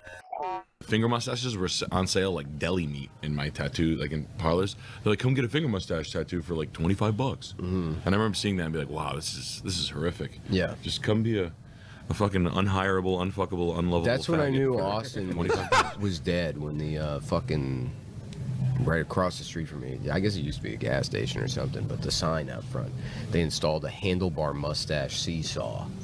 I was like, oh, something's happening here. Something's gone wrong. The neighborhood's turning. You should have shot it. What year was that? 2011. Oh, so this is pre-Rogan. Oh yeah, way before. Have you been back to Austin since? I have, yeah. It's not it sucks now. I saw Tony Hinchcliffe the other day, and I was trying to say that to him in a nice way. Yeah. You know, and I'm like, yeah, you know, it was a cheap, fun town. He's like, yes, totally. It's an awesome place. I'm like, no, I'm saying it was. It was cool. I mean, it was a cheap place to live, and he's like, greatest place on earth. I think we already watched this clip. I'm just having fucking dementia now, chat. Holy buckets. I'm having dementia. All right, let's talk about Jeff's Island, shall we? It's little more than a tiny speck of land in the Caribbean, 70-something acres of sandy beaches and a coral reef about 50 miles east of Puerto Rico. Sounds like an island for a peasant. But despite its small size, this island has become one of the most notorious pieces of real estate in the world. What is officially known... What a nice place to take my wife and kids. Little St. James is part of the U.S. Virgin Islands. I feel like owning an island is... I feel like that should be illegal. You know what I mean? I feel like that should just be illegal. Adjacent to the Caribbean. I don't think you should be allowed to own an island. Territory's capital and largest island, St. Thomas. And while it may normally have been renowned for its azure waters, it has now become associated with something far, far uglier. And that is definitely revealed by its nickname, which we can't say early in the video like this, but it's P-Word Island. You know what we're talking about. Today we're going to talk about how... He's too quirk chungus. He's too quirk chungus. This guy's got 15 channels anyway. Oh my god. There's a 3-hour video on Charlie Kirk. This video was sponsored by Climate Power. I am deeply disturbed by the shooting in Utah. Doug and I send our prayers to Charlie Kirk and his family. Forever. Freshly rejected from West Point. Chad, this is what the people who unsubscribe to my channel want me to make videos on. Kirk decides to take a gap year. This is how they want me to present information. Get involved in local politics. Libertarianism, with its low tax, free market, and small government stance, calls to the young Charlie for some reason. Does it make sense that a 17-year-old with no assets, business, or income wants to cut taxes and regulation? I'm boycotting Climate Power. It was the first of a familiar format. Kirk standing at a podium, taking a question from an audience member. Kirk responds with a fiery, confident takedown. The debate clip pops off. It gets hundreds of thousands of views. A few months later, they try the format again. Symptom of a profound crisis, and perhaps the only cure to that crisis. That argument formally crystallized in an essay published in one of the Claremont Institute's publications, The Flight 93 Election by Michael Anton. The infamous essay frames the 2016 race as a hijacked plane on 9/11 barreling towards... Yeah, his voice is too common for YouTube. It's too common. We need more testosterone in these voices. We need more testosterone in these voices. I might need my soy blockers.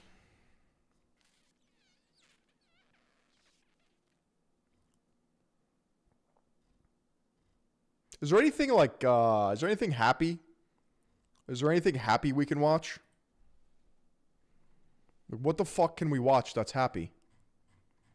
Can I get like a sick edit? Saint Longinus edit. Like I need some fucking, I need to wake up. Saint Longinus, the name given to the centurion with an eye complexion who upon piercing Jesus Christ to the side with his lance, regained his vision after water and blood came out from the wound and onto his face. At that moment, the Roman would realize that truly, this was the Son of God. Longinus would go and preach in Cappadocia, now Turkey. There he would be arrested for his newfound faith, forced to worship idols, and had his teeth and tongue removed. Nevertheless, Longinus destroyed the idols and shouted, "Now we will see if they are gods or not."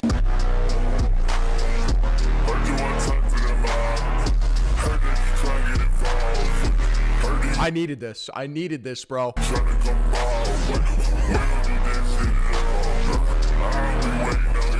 I'm naming my son Longinus. I'm naming my son Longinus.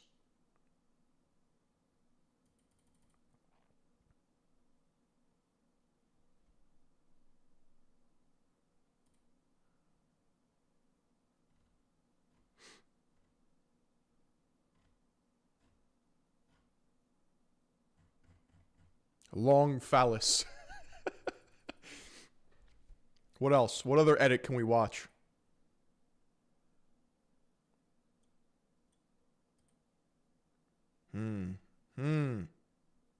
Longinus Girthcoccus, the Spear of Destiny. SR-71. See, I don't even like America right now. I don't even like America right now, bro. Me and America, we're going through some shit. Master Chief edits, so true. Sir, permission to leave the station. For what purpose, Master Chief? To get the Covenant back their bomb. Permission granted. I know what you're thinking, and it's crazy. So, stay here. Unfortunately for us both, I like crazy. Just one question. What if you miss? I won't.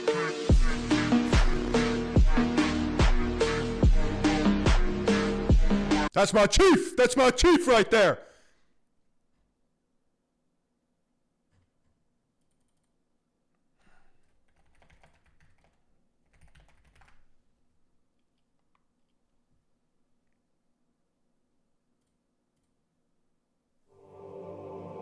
I gotta watch this.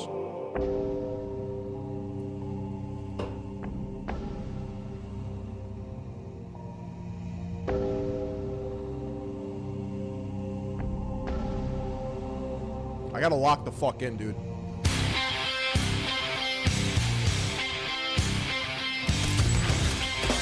Have I seen niche Chinese babies? No. They fall in line, one at a time, ready to play. I can see them anyway. No time to lose, we've got to move. Steady your hand. Yo, jump ship, bro.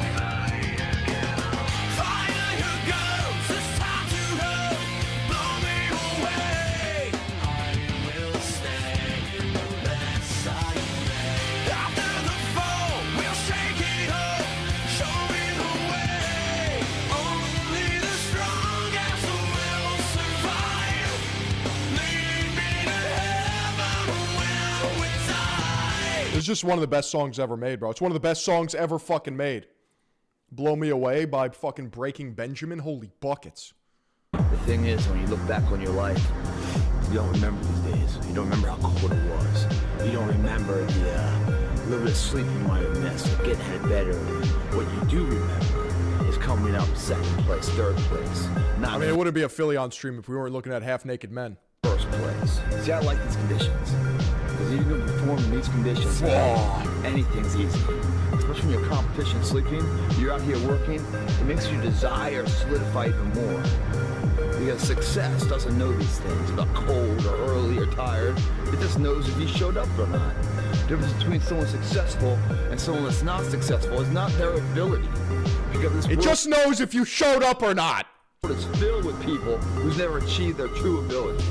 Differential of their desire. I'm gonna fucking race a train right now. When you get up this early, this cold, no one else is here, and you know no one else is here. Success doesn't care how fucking cold or early it is, Chad. It just cares if you showed up or not. Their blanket for warmth. That's a crazy line. That's a crazy quote. Our dreams for what could be, man. We're putting the desire in right now to make sure they come to fruition. When you do that, when everyone else is sleeping, it gives you an invincible edge, man. Strength, guys, is not found in the victory. No, it's found in the hardships. And when you overcome to get the victory, the failures, and you get back up, guys, that's where it's found. Chat, we might have to listen to the gut check. We might have to listen to the gut check.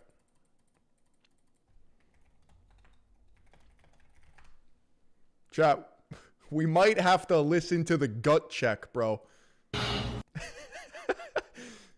What's up, guys? Got a video blog for you, man. Kind of near and dear, man. Kind of like what I'm all about. The beautiful thing of struggle, the beautiful thing of adversity, the beautiful thing when no one's around. It's just you and your shadow. What are you gonna do, man? When everything says quit.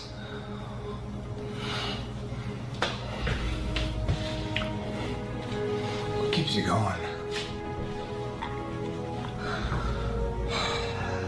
Dude, if I took steroids, this is all I would do, by the way.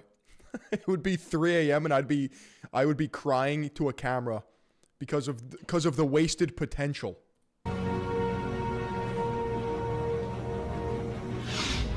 I don't have an email, piece of paper or anything to read from somebody. What I have is about hundreds of them in my head. People, they're just quitting on themselves, man. They have such potential, and they give up so quick, man. They just, adversity hits, and they just get, this is God, I need to watch the gut check. Lock the fuck in. Call the gut check, man. That's what this is, the gut check. The video blog. What the real value of your dreams are. Because in a sedative state, when everything's relaxed and peaceful, yes, we know what we want to be. We know the person we want to become, right? It's very easy to calculate it in that rhyme to reason. You see how you see how fucking ripped he is? He can get away with this. I don't care how cringy it is. He's way too ripped, you have to listen. Nothing's on the line, but as soon as the heart starts to race, or money's coming in we can't afford, or the bill and the pressure of the lifestyle, the wife, the family. Man is surrounded by pictures of himself framed in his house. There's a lesson in there. The job, all of a sudden, we start to settle. We fucking settle, man. He wanted to scream, but he calmed it down. We fucking we settle.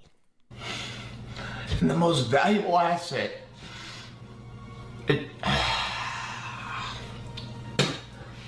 he just spit in his own house. Hawk too. You give up the only thing you have, which is you. There's one of you, man. Never will be another. Fucking kill. Top 3 fitness YouTubers from the 2010s. Greg Plitt, you're looking at him. The Hodge twins and Christian Guzman. Man. Cause that's what the word broke you that. You've never heard of Christian Guzman? Have you heard of fucking Alpha Elite? That's Have what you heard of Alpha Elite? The world needs, man. It needs that strength, that conviction of an individual believing in themselves. That's what makes this world awesome, man. That's what makes everything worthwhile. Horrible acting. The thing is, he's not acting. He's just actually like out of his mind. It makes the fight, the journey epic. It's like, because it hasn't been done.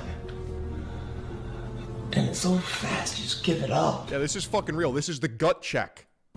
And you give it up because of the wrong reasons. That's why it's the gut check.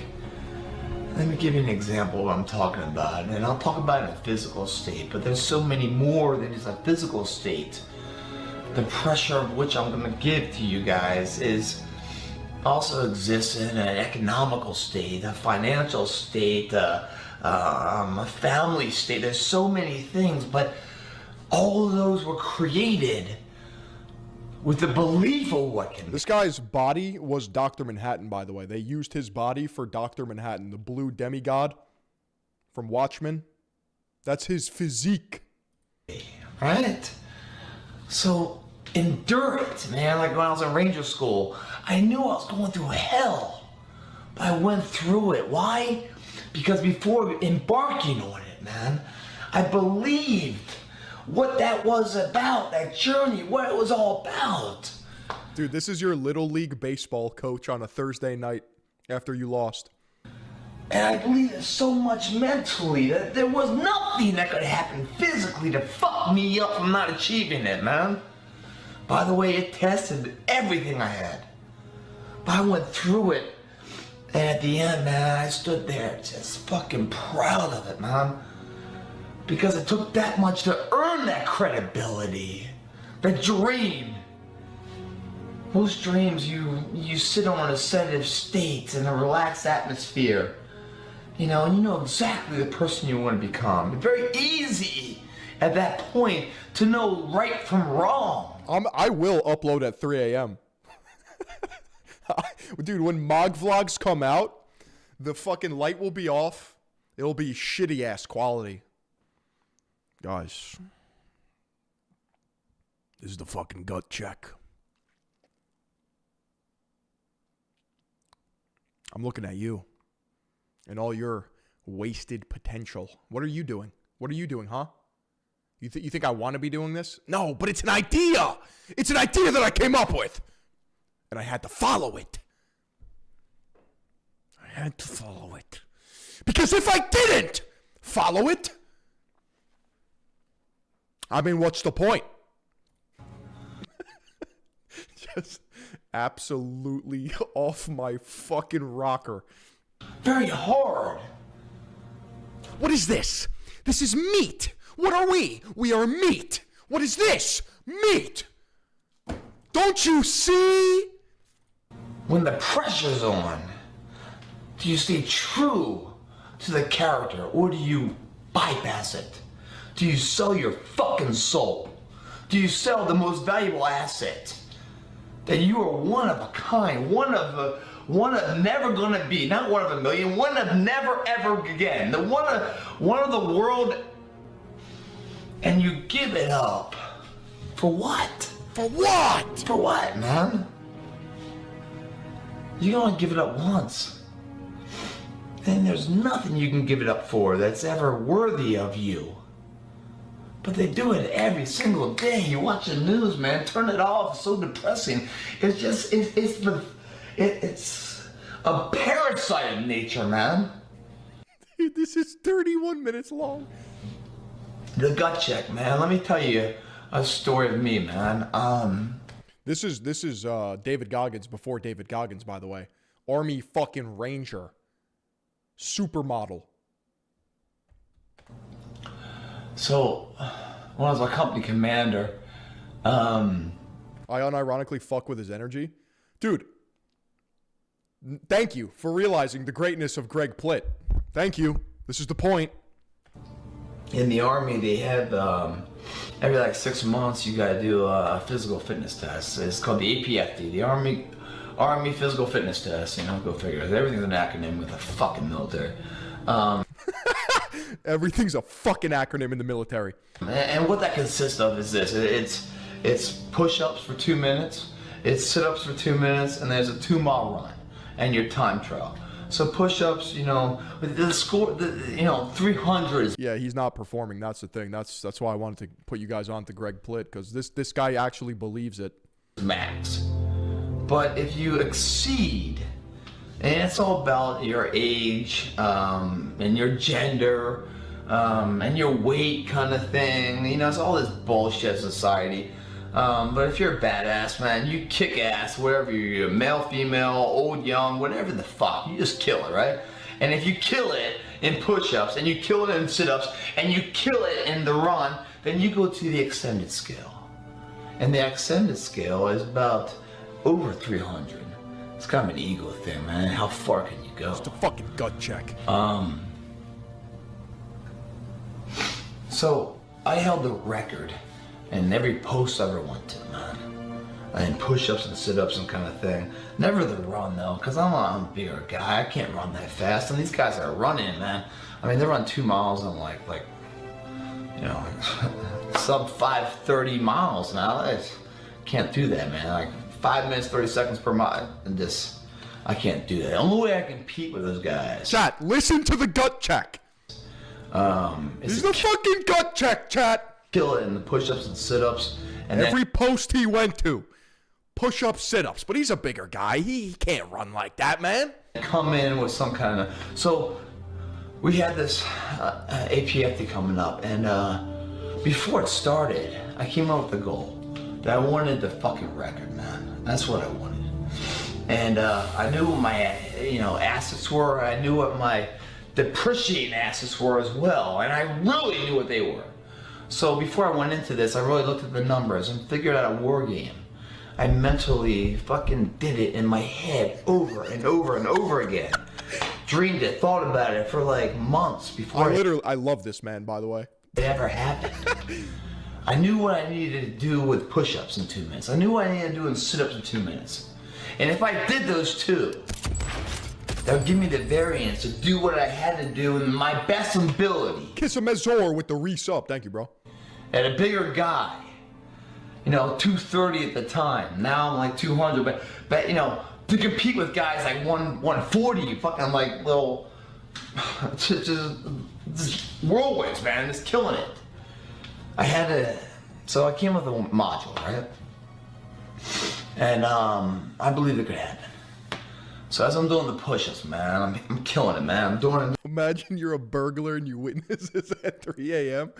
Doing the time's running up, and getting down to those 2 minutes and stuff. I'm pushing in, and so I started to switch my grips around. So my hand placement goes from here to there to there, and then goes wider, in or out. Working the inner chest, the outer chest, and everything else, everything in between.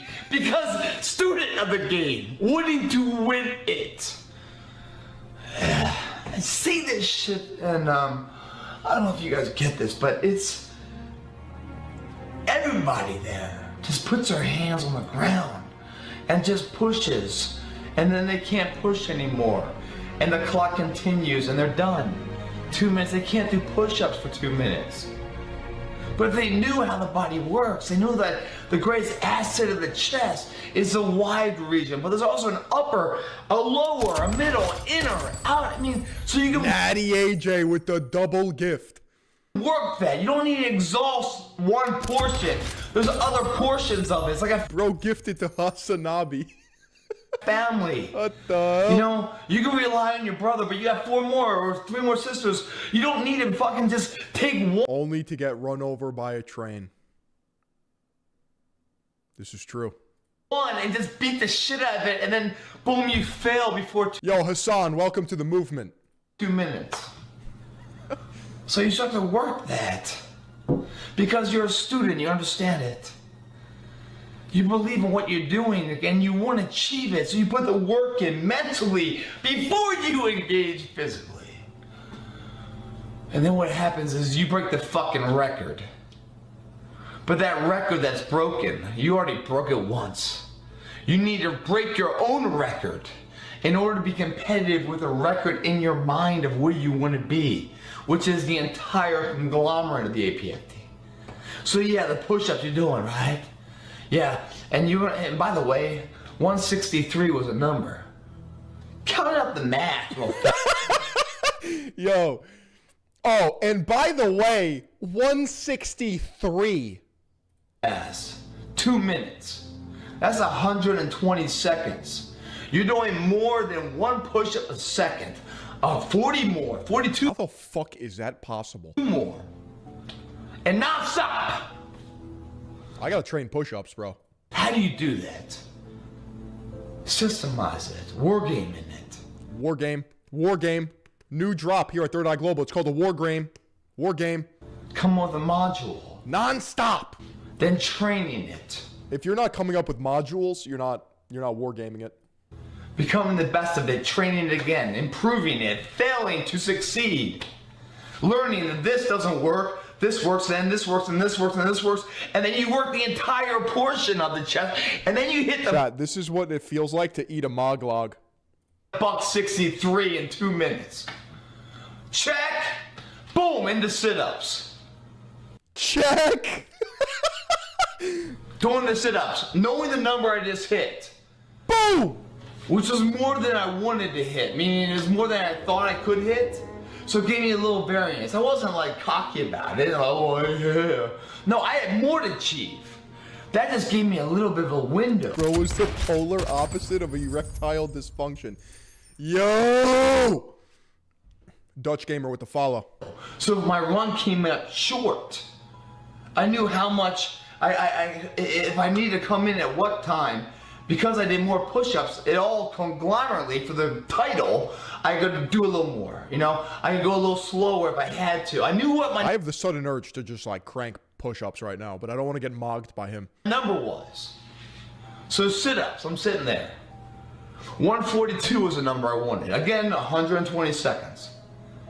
I'm sitting there just dead, and the guy's counting down. 10, 9, 8, and I'm just cranking it. How do you crank it? Right, so chest we move this way, right? But your sit-ups, you know, you got your rectus abdominis right here. You got internal and external obliques, right? So if you're coming on the side, you can hit the side, hit the front, hit the side, hit one cheek to the other cheek. You start to work all the assets, man. Your hip flexors, everything you got. The guy holding my legs, man, was getting a fucking tri workout he'd never seen before, man.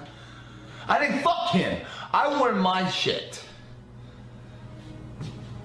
144 is what I got. Only one number more than I wanted, but still success, right? Should be happy. Pat on the back, right? All of it means nothing if the suffers from erectile overfunction. One doesn't work. That's my weakest point. At the point of which I'm at my weakest point in its own right.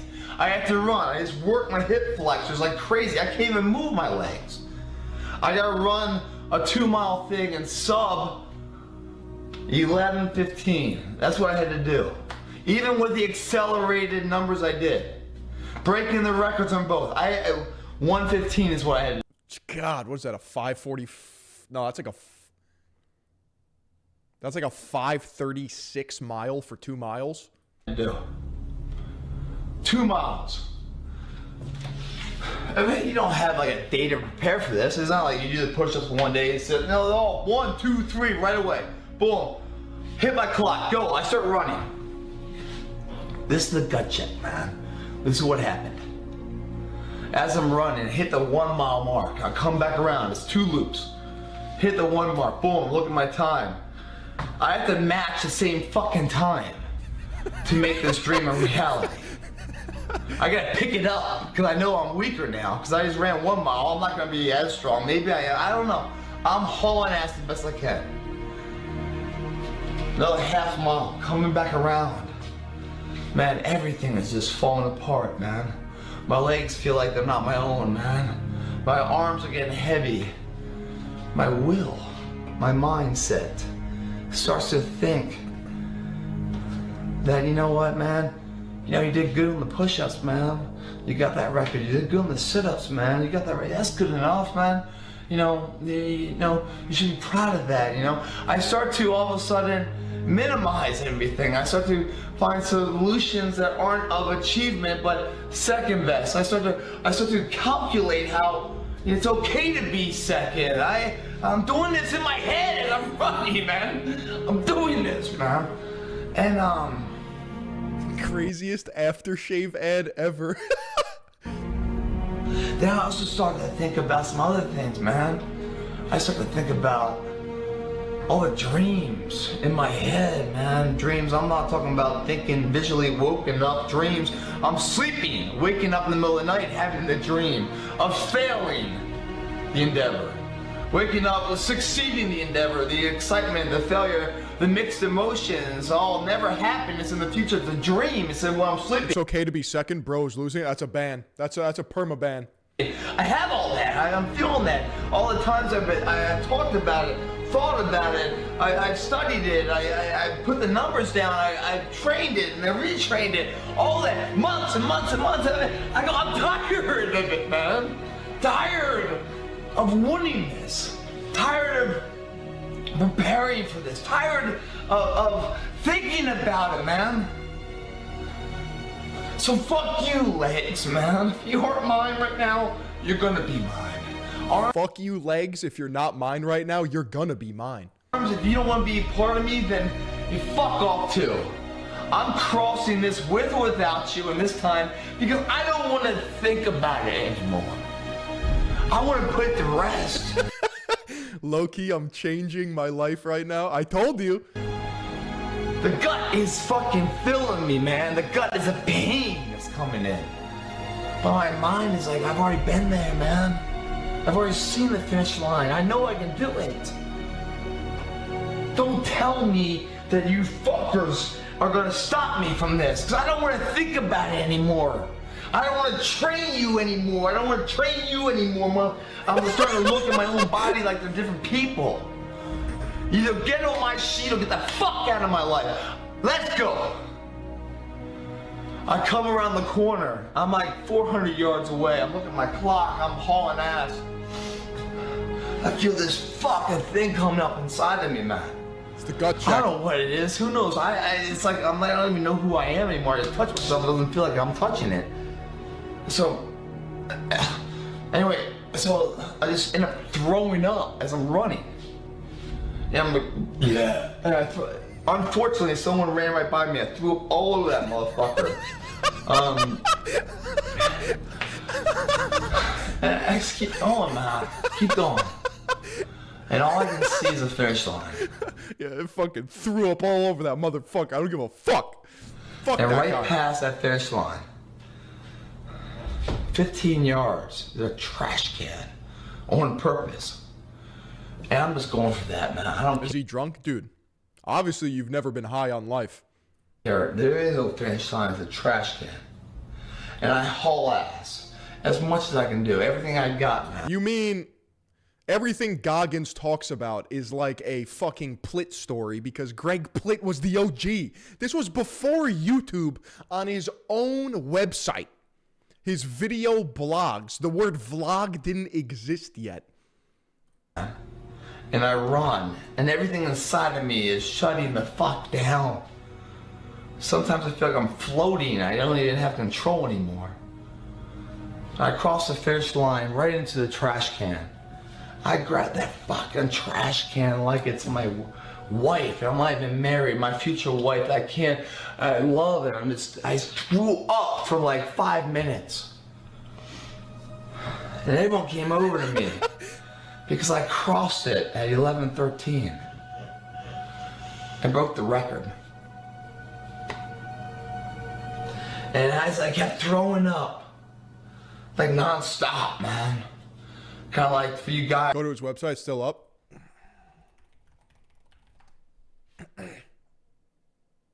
GregPlitt.com, baby.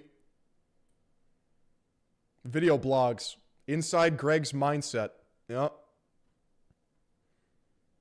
Dude, you can watch all these. You could literally watch all these. I might have to watch some. Depression versus self-perception. Sheesh. The gut check.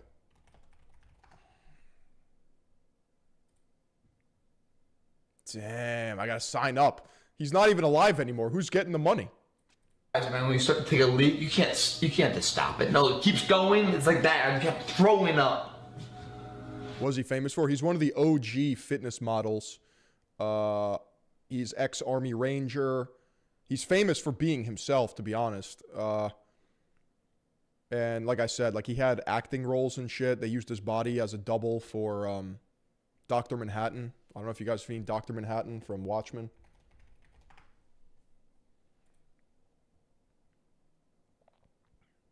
I felt like I was just throwing up all the time. The effort, the energy, just throwing up the old me, the weakness, the inadequacy. I tried. Yeah, he was filming a commercial, and he apparently tried to race the train, and he got hit by the train and died.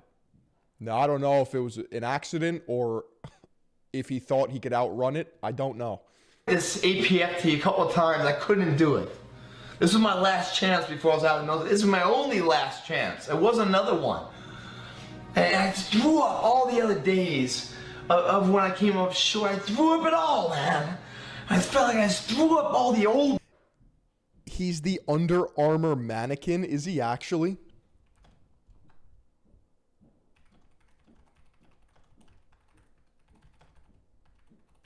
Is that true?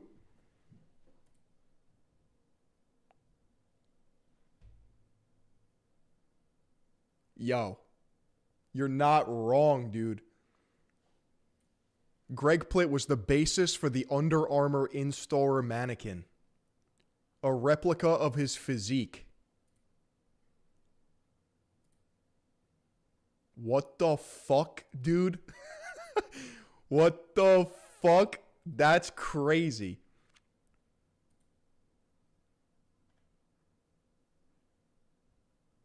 He supposedly might have thought that the train was on a parallel track.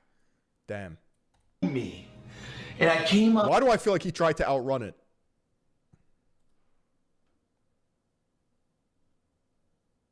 Man, with my fucking mouth, man. I felt like I was born anew. His body was also used in Batman Superman movie. Really?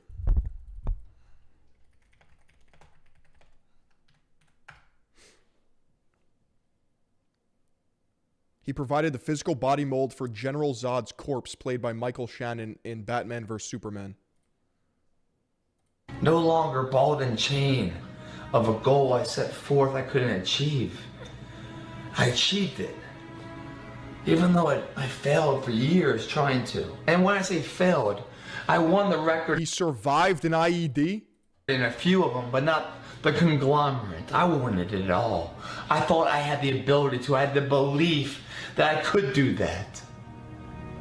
And I felt like I was shorting myself if I didn't. So I trained and took that and filled up fucking like that much of the trash can, 55-gallon motherfucking drum with that much fucking liquid, man. I mean, I fucking did. I fucking never felt more alive, man. Shouldn't feel exhausted, weak, dehydrated, lightheaded. Man, no. Because the mind controls the body, man. Yeah. You know, dehydrated, exhausted, everything in between. Muscle glycogen tapped the fuck out, man. You know, just eating muscle mass up, everything. But finished on time. And at the end, after I threw my fucking life up, is what it felt like.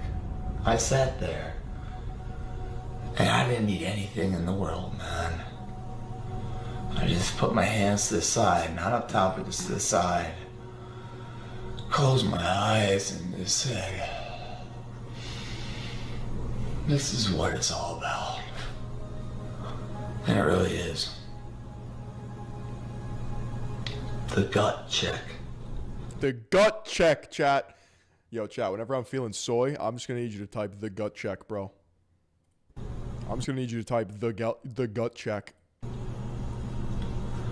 I think in any endeavor you guys do, Dude, today's my rest day, but I kind of want to work out now. if you feel What the fuck is a rest day, dude? that gut check, you failed the endeavor already. I might have to do 1,000 push-ups. Because the gut check will always beat you. And if your gut is checking your mindset, you've already failed, man. With every endeavor comes an opportunity. But if you don't believe in that opportunity, the opportunity doesn't have value. You must believe it. You must sit back. When I say in a sedative state, we all know what we want to become. You must believe that.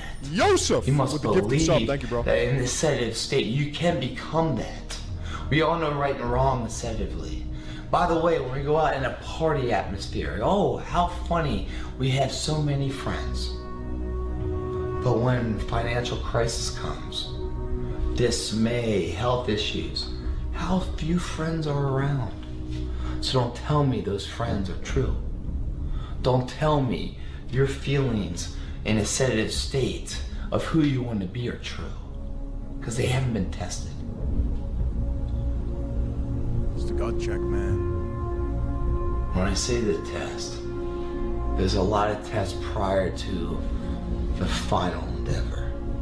That endeavor, the final one, is what it's about. And by the way, there's another one after that, if you succeed.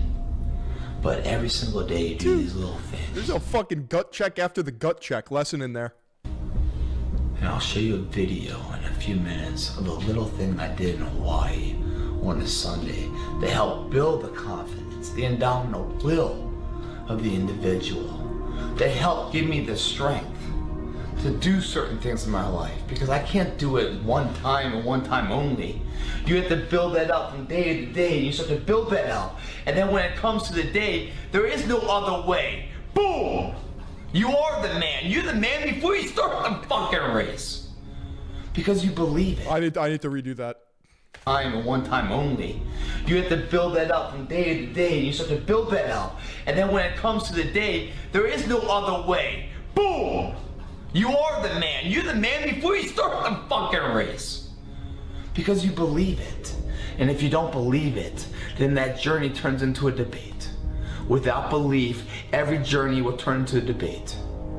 If you don't prior study it, if you don't find the value, for me, Ranger School, if I didn't have the value of what the Ranger tab meant to me,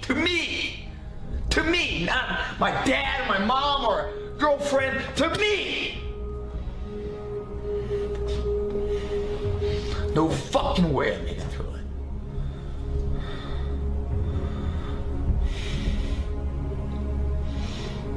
But I wanted to be part of that fucking high society. Now, high society's in my head. What I thought was high society. We all have different high societies. We all have different dreams. For me, that was a dream. That meant a lot to me. And I knew for that to mean a lot to me, you had to earn it. So, I trained for it. I sacrificed for it more than I can ever fucking talk about. And then I fucking achieved it.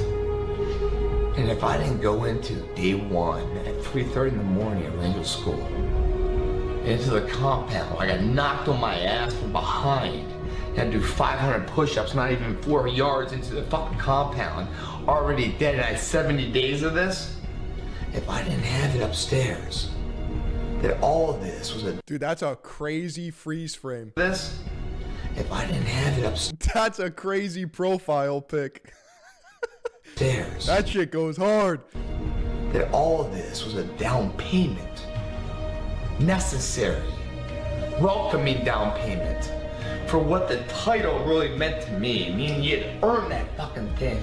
You know, all this pain meant the value of it. That I never admitted. But prior to the endeavor, I had the belief, the mentality, studied it, I understood what the journey was about. Therefore, when I went upon the journey, it wasn't a debate. It was a necessary down payment, investment for where I was gonna be. Because I was already there mentally. Physically, I just had to catch up to where I already was mentally. That's what it's about. All these emails, guys, that I read are all about people with so much potential, with no fucking belief. Damn! And without belief, man, that journey does become the debate. And in that debate, it's when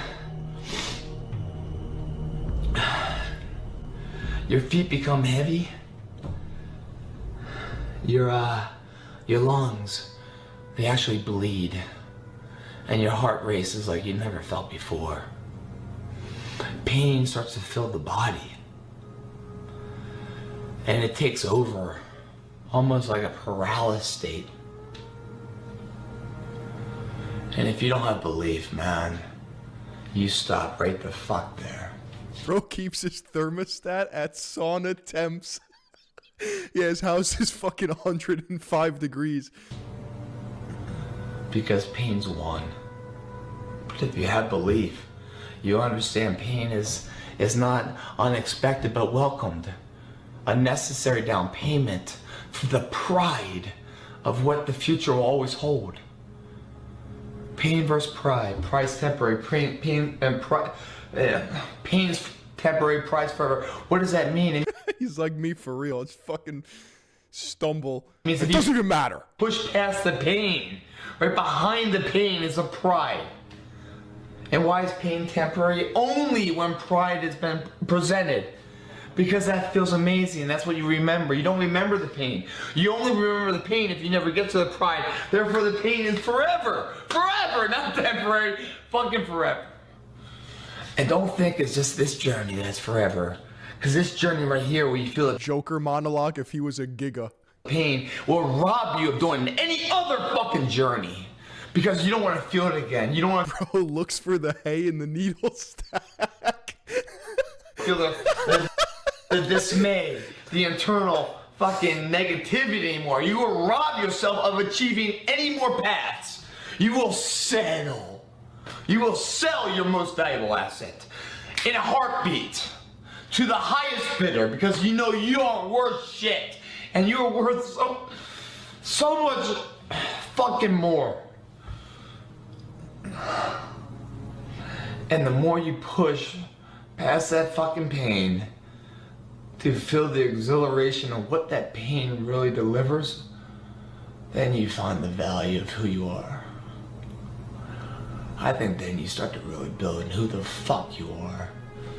And in doing so, you figure out what life's about. And, you know...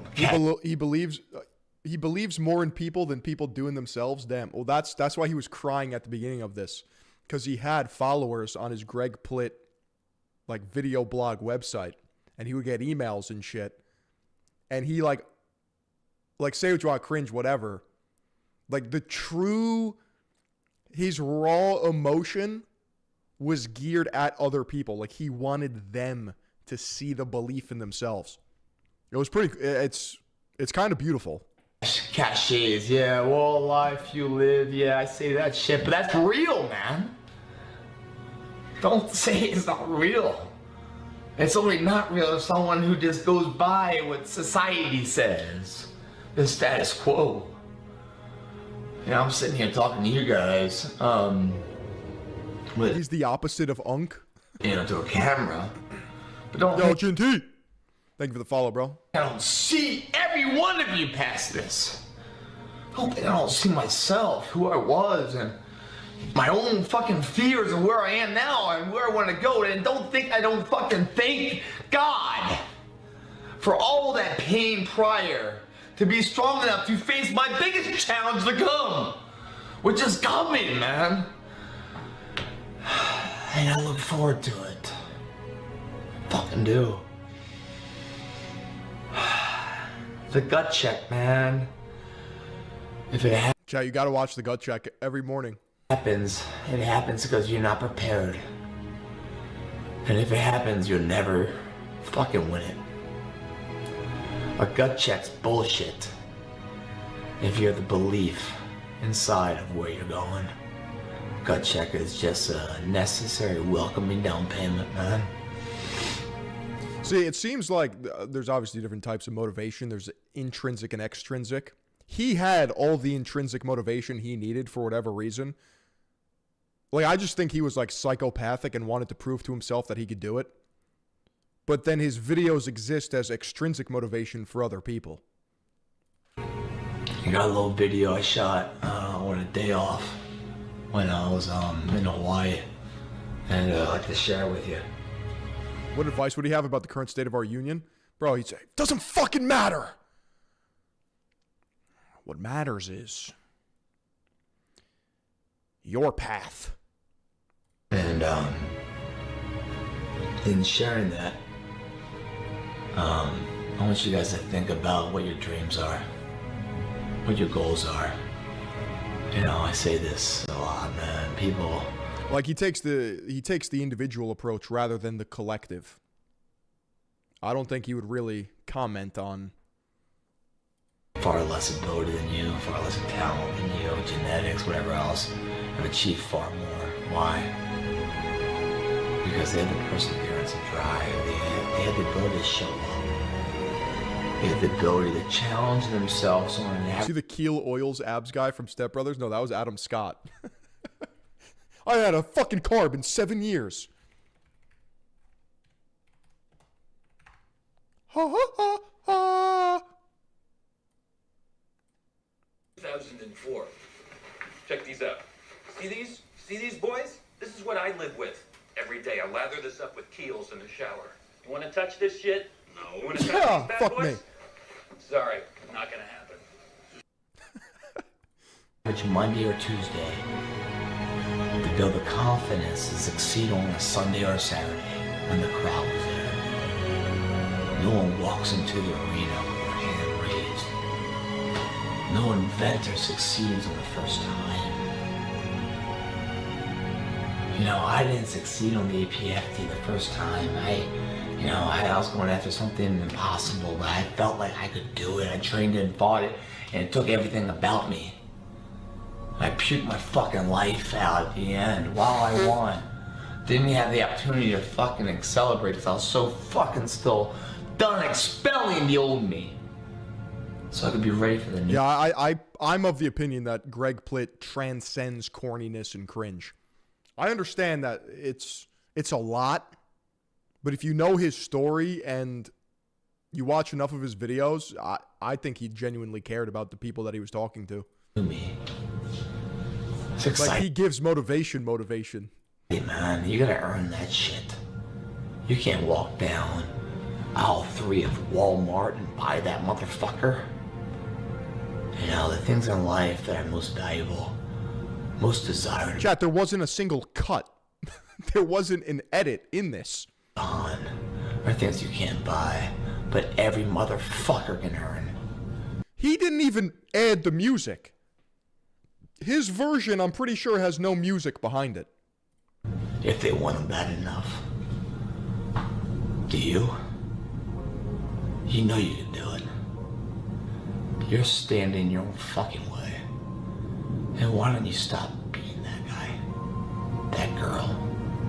Why don't you for once believe in the person you always knew you could be?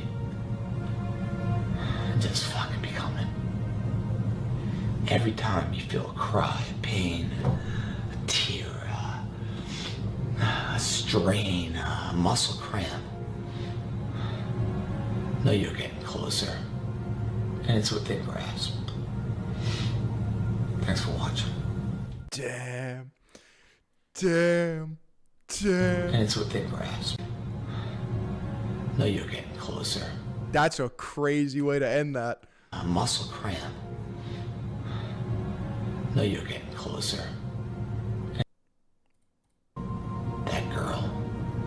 Why don't you for once believe in the person you always knew you could be? And just fucking become it.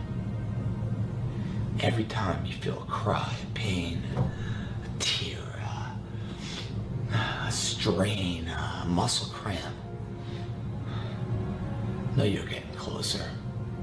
And it's within grasp. That's crazy. That's fucking nuts. I need to go hit a PR now. Dude. Holy shit. Every time you feel a pain, tear, muscle cramp, just know you're getting closer. And it's within grasp. God damn. Chat, I'm going to leave you on that note. We had an up and down stream today. The flight was, we had some turbulence, lost power about midway through. We're all caught up on the Jeffrey Epstein stuff as of right now. I got to handle some business emails. We're just chugging along here at Third Eye Global. Regular scheduled stream tomorrow. I have workout at around like 10 a.m. tomorrow, so I'll probably be on at like 1 p.m. You guys marinate on that. You guys sit on that there, Greg Plitt. I'll catch you guys in the next one.